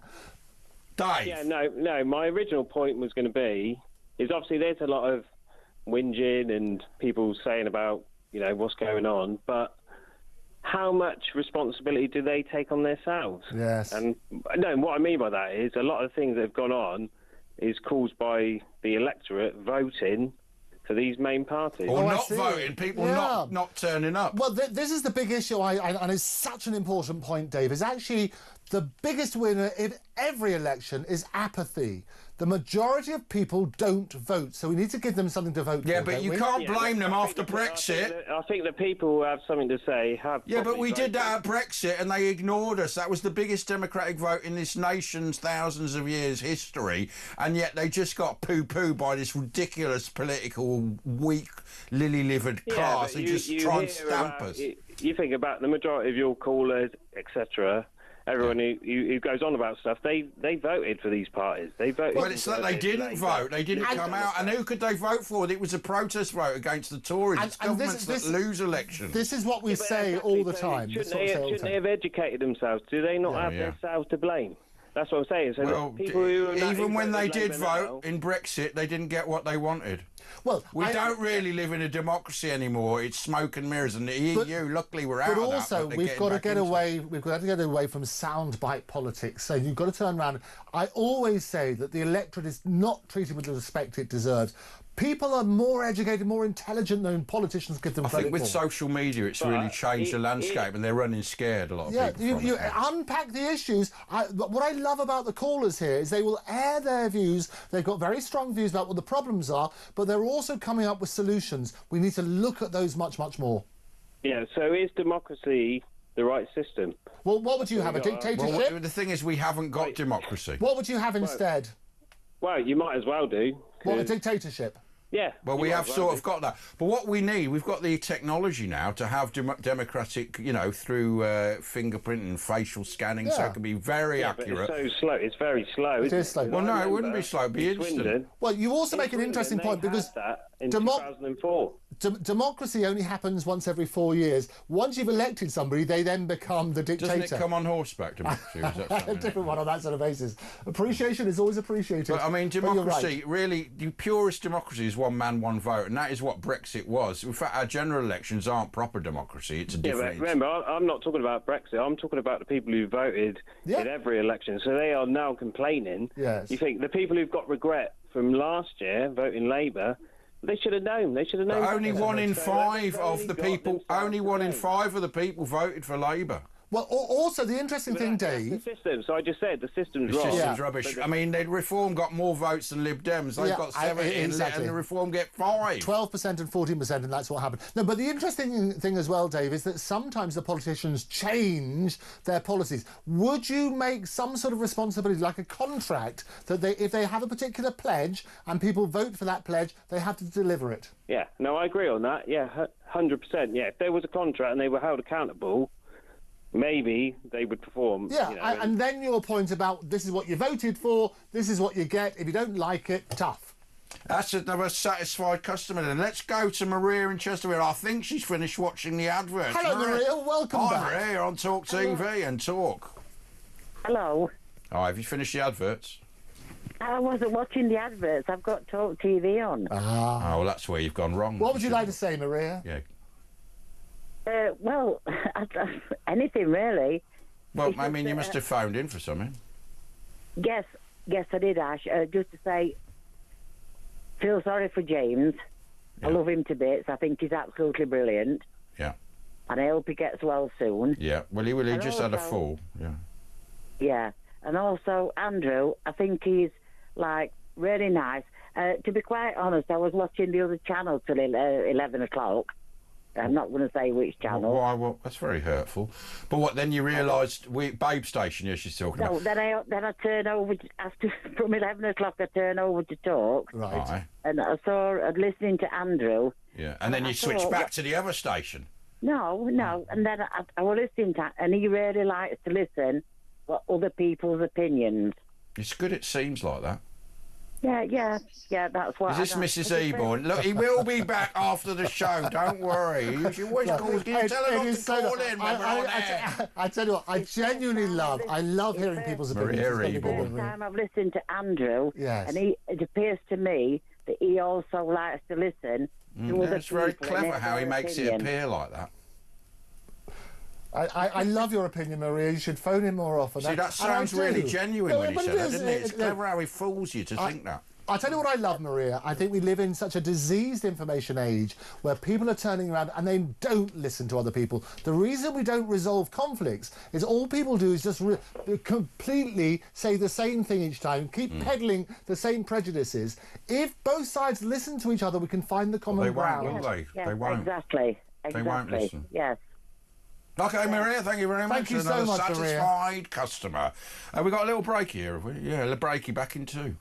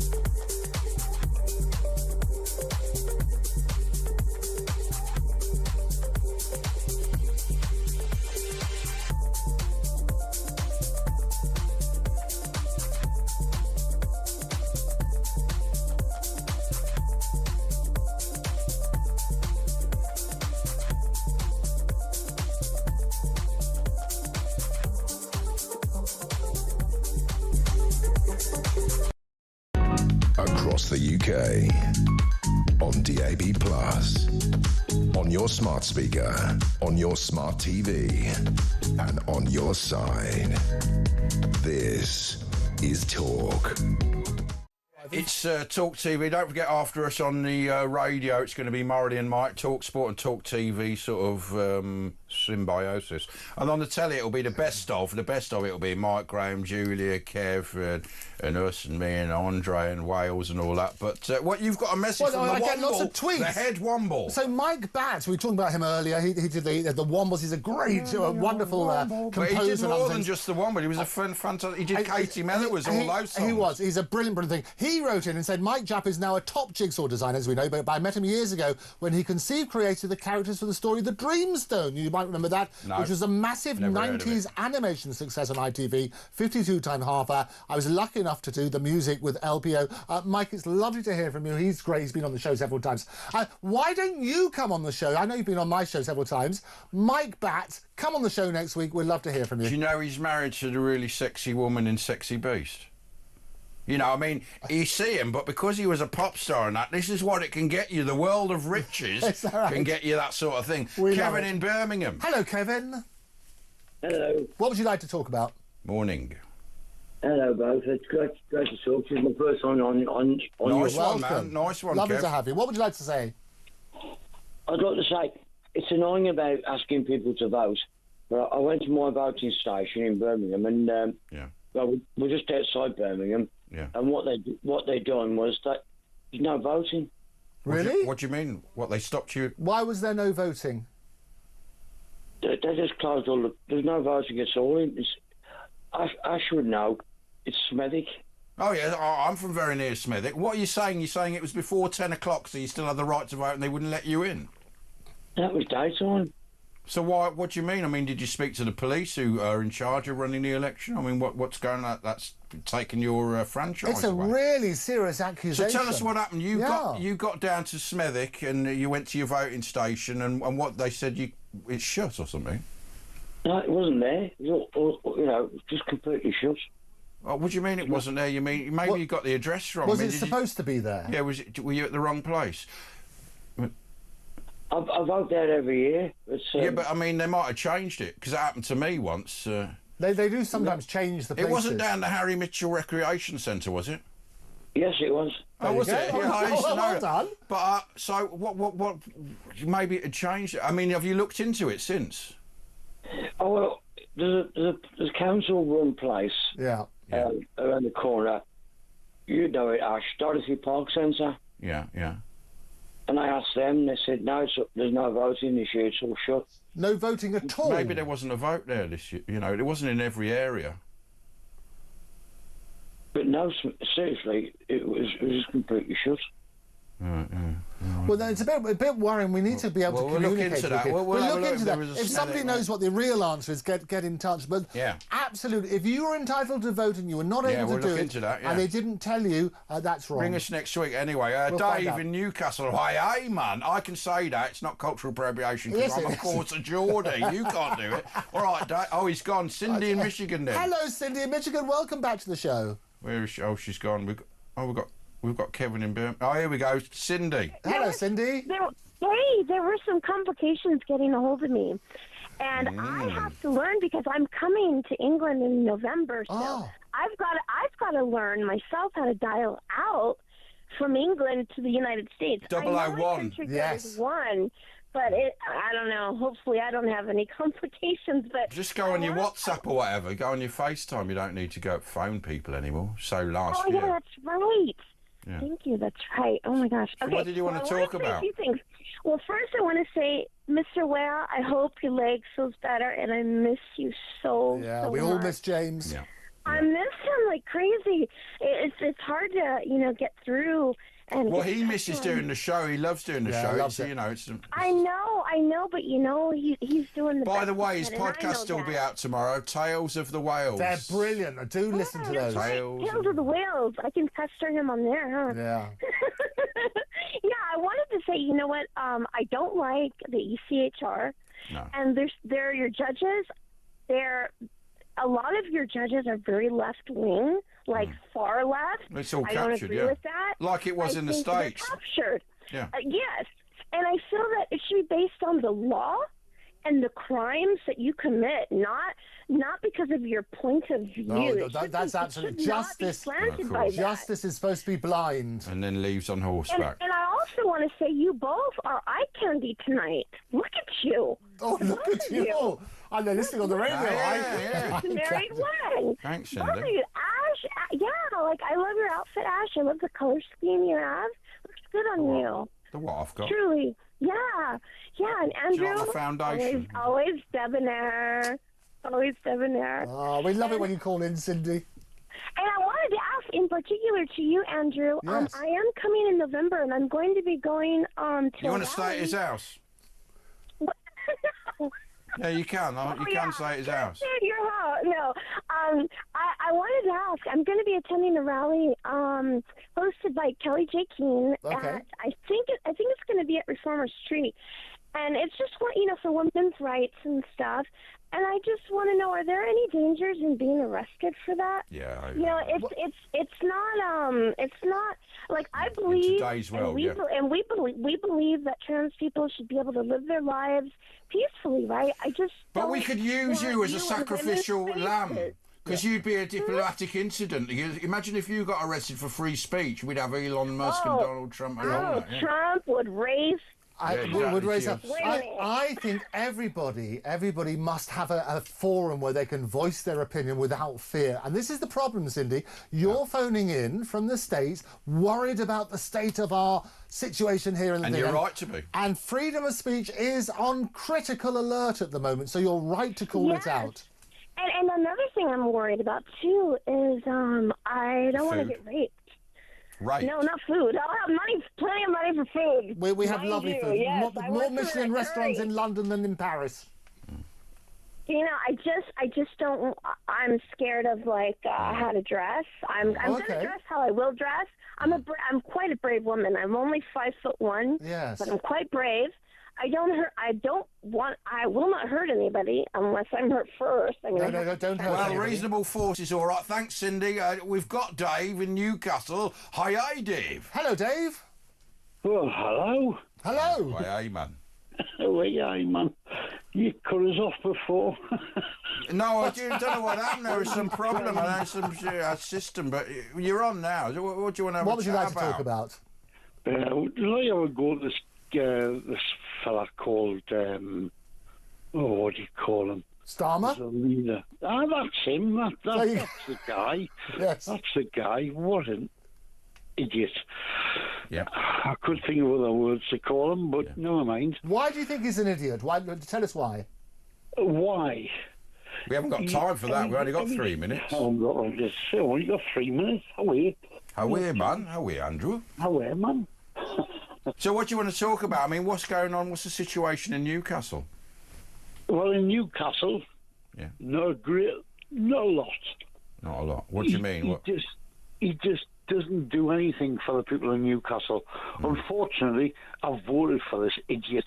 Oh, you did? Well, it's your fault. That's what the other caller was saying. They say that they say that it's your fault for voting for him. Why do you think why do you feel let down? It's my fault. And you were basically annoyed with the Tories, what they'd done. Would your next vote be going to Nigel Farage, the Reform Party? Is that where it's going next? Exactly. I think this is what Starmer's panicking about, isn't he? That's why he's going. He's flip-flopping all over the place. And is it a negative vote, a reaction against it, or are you positively voting for them?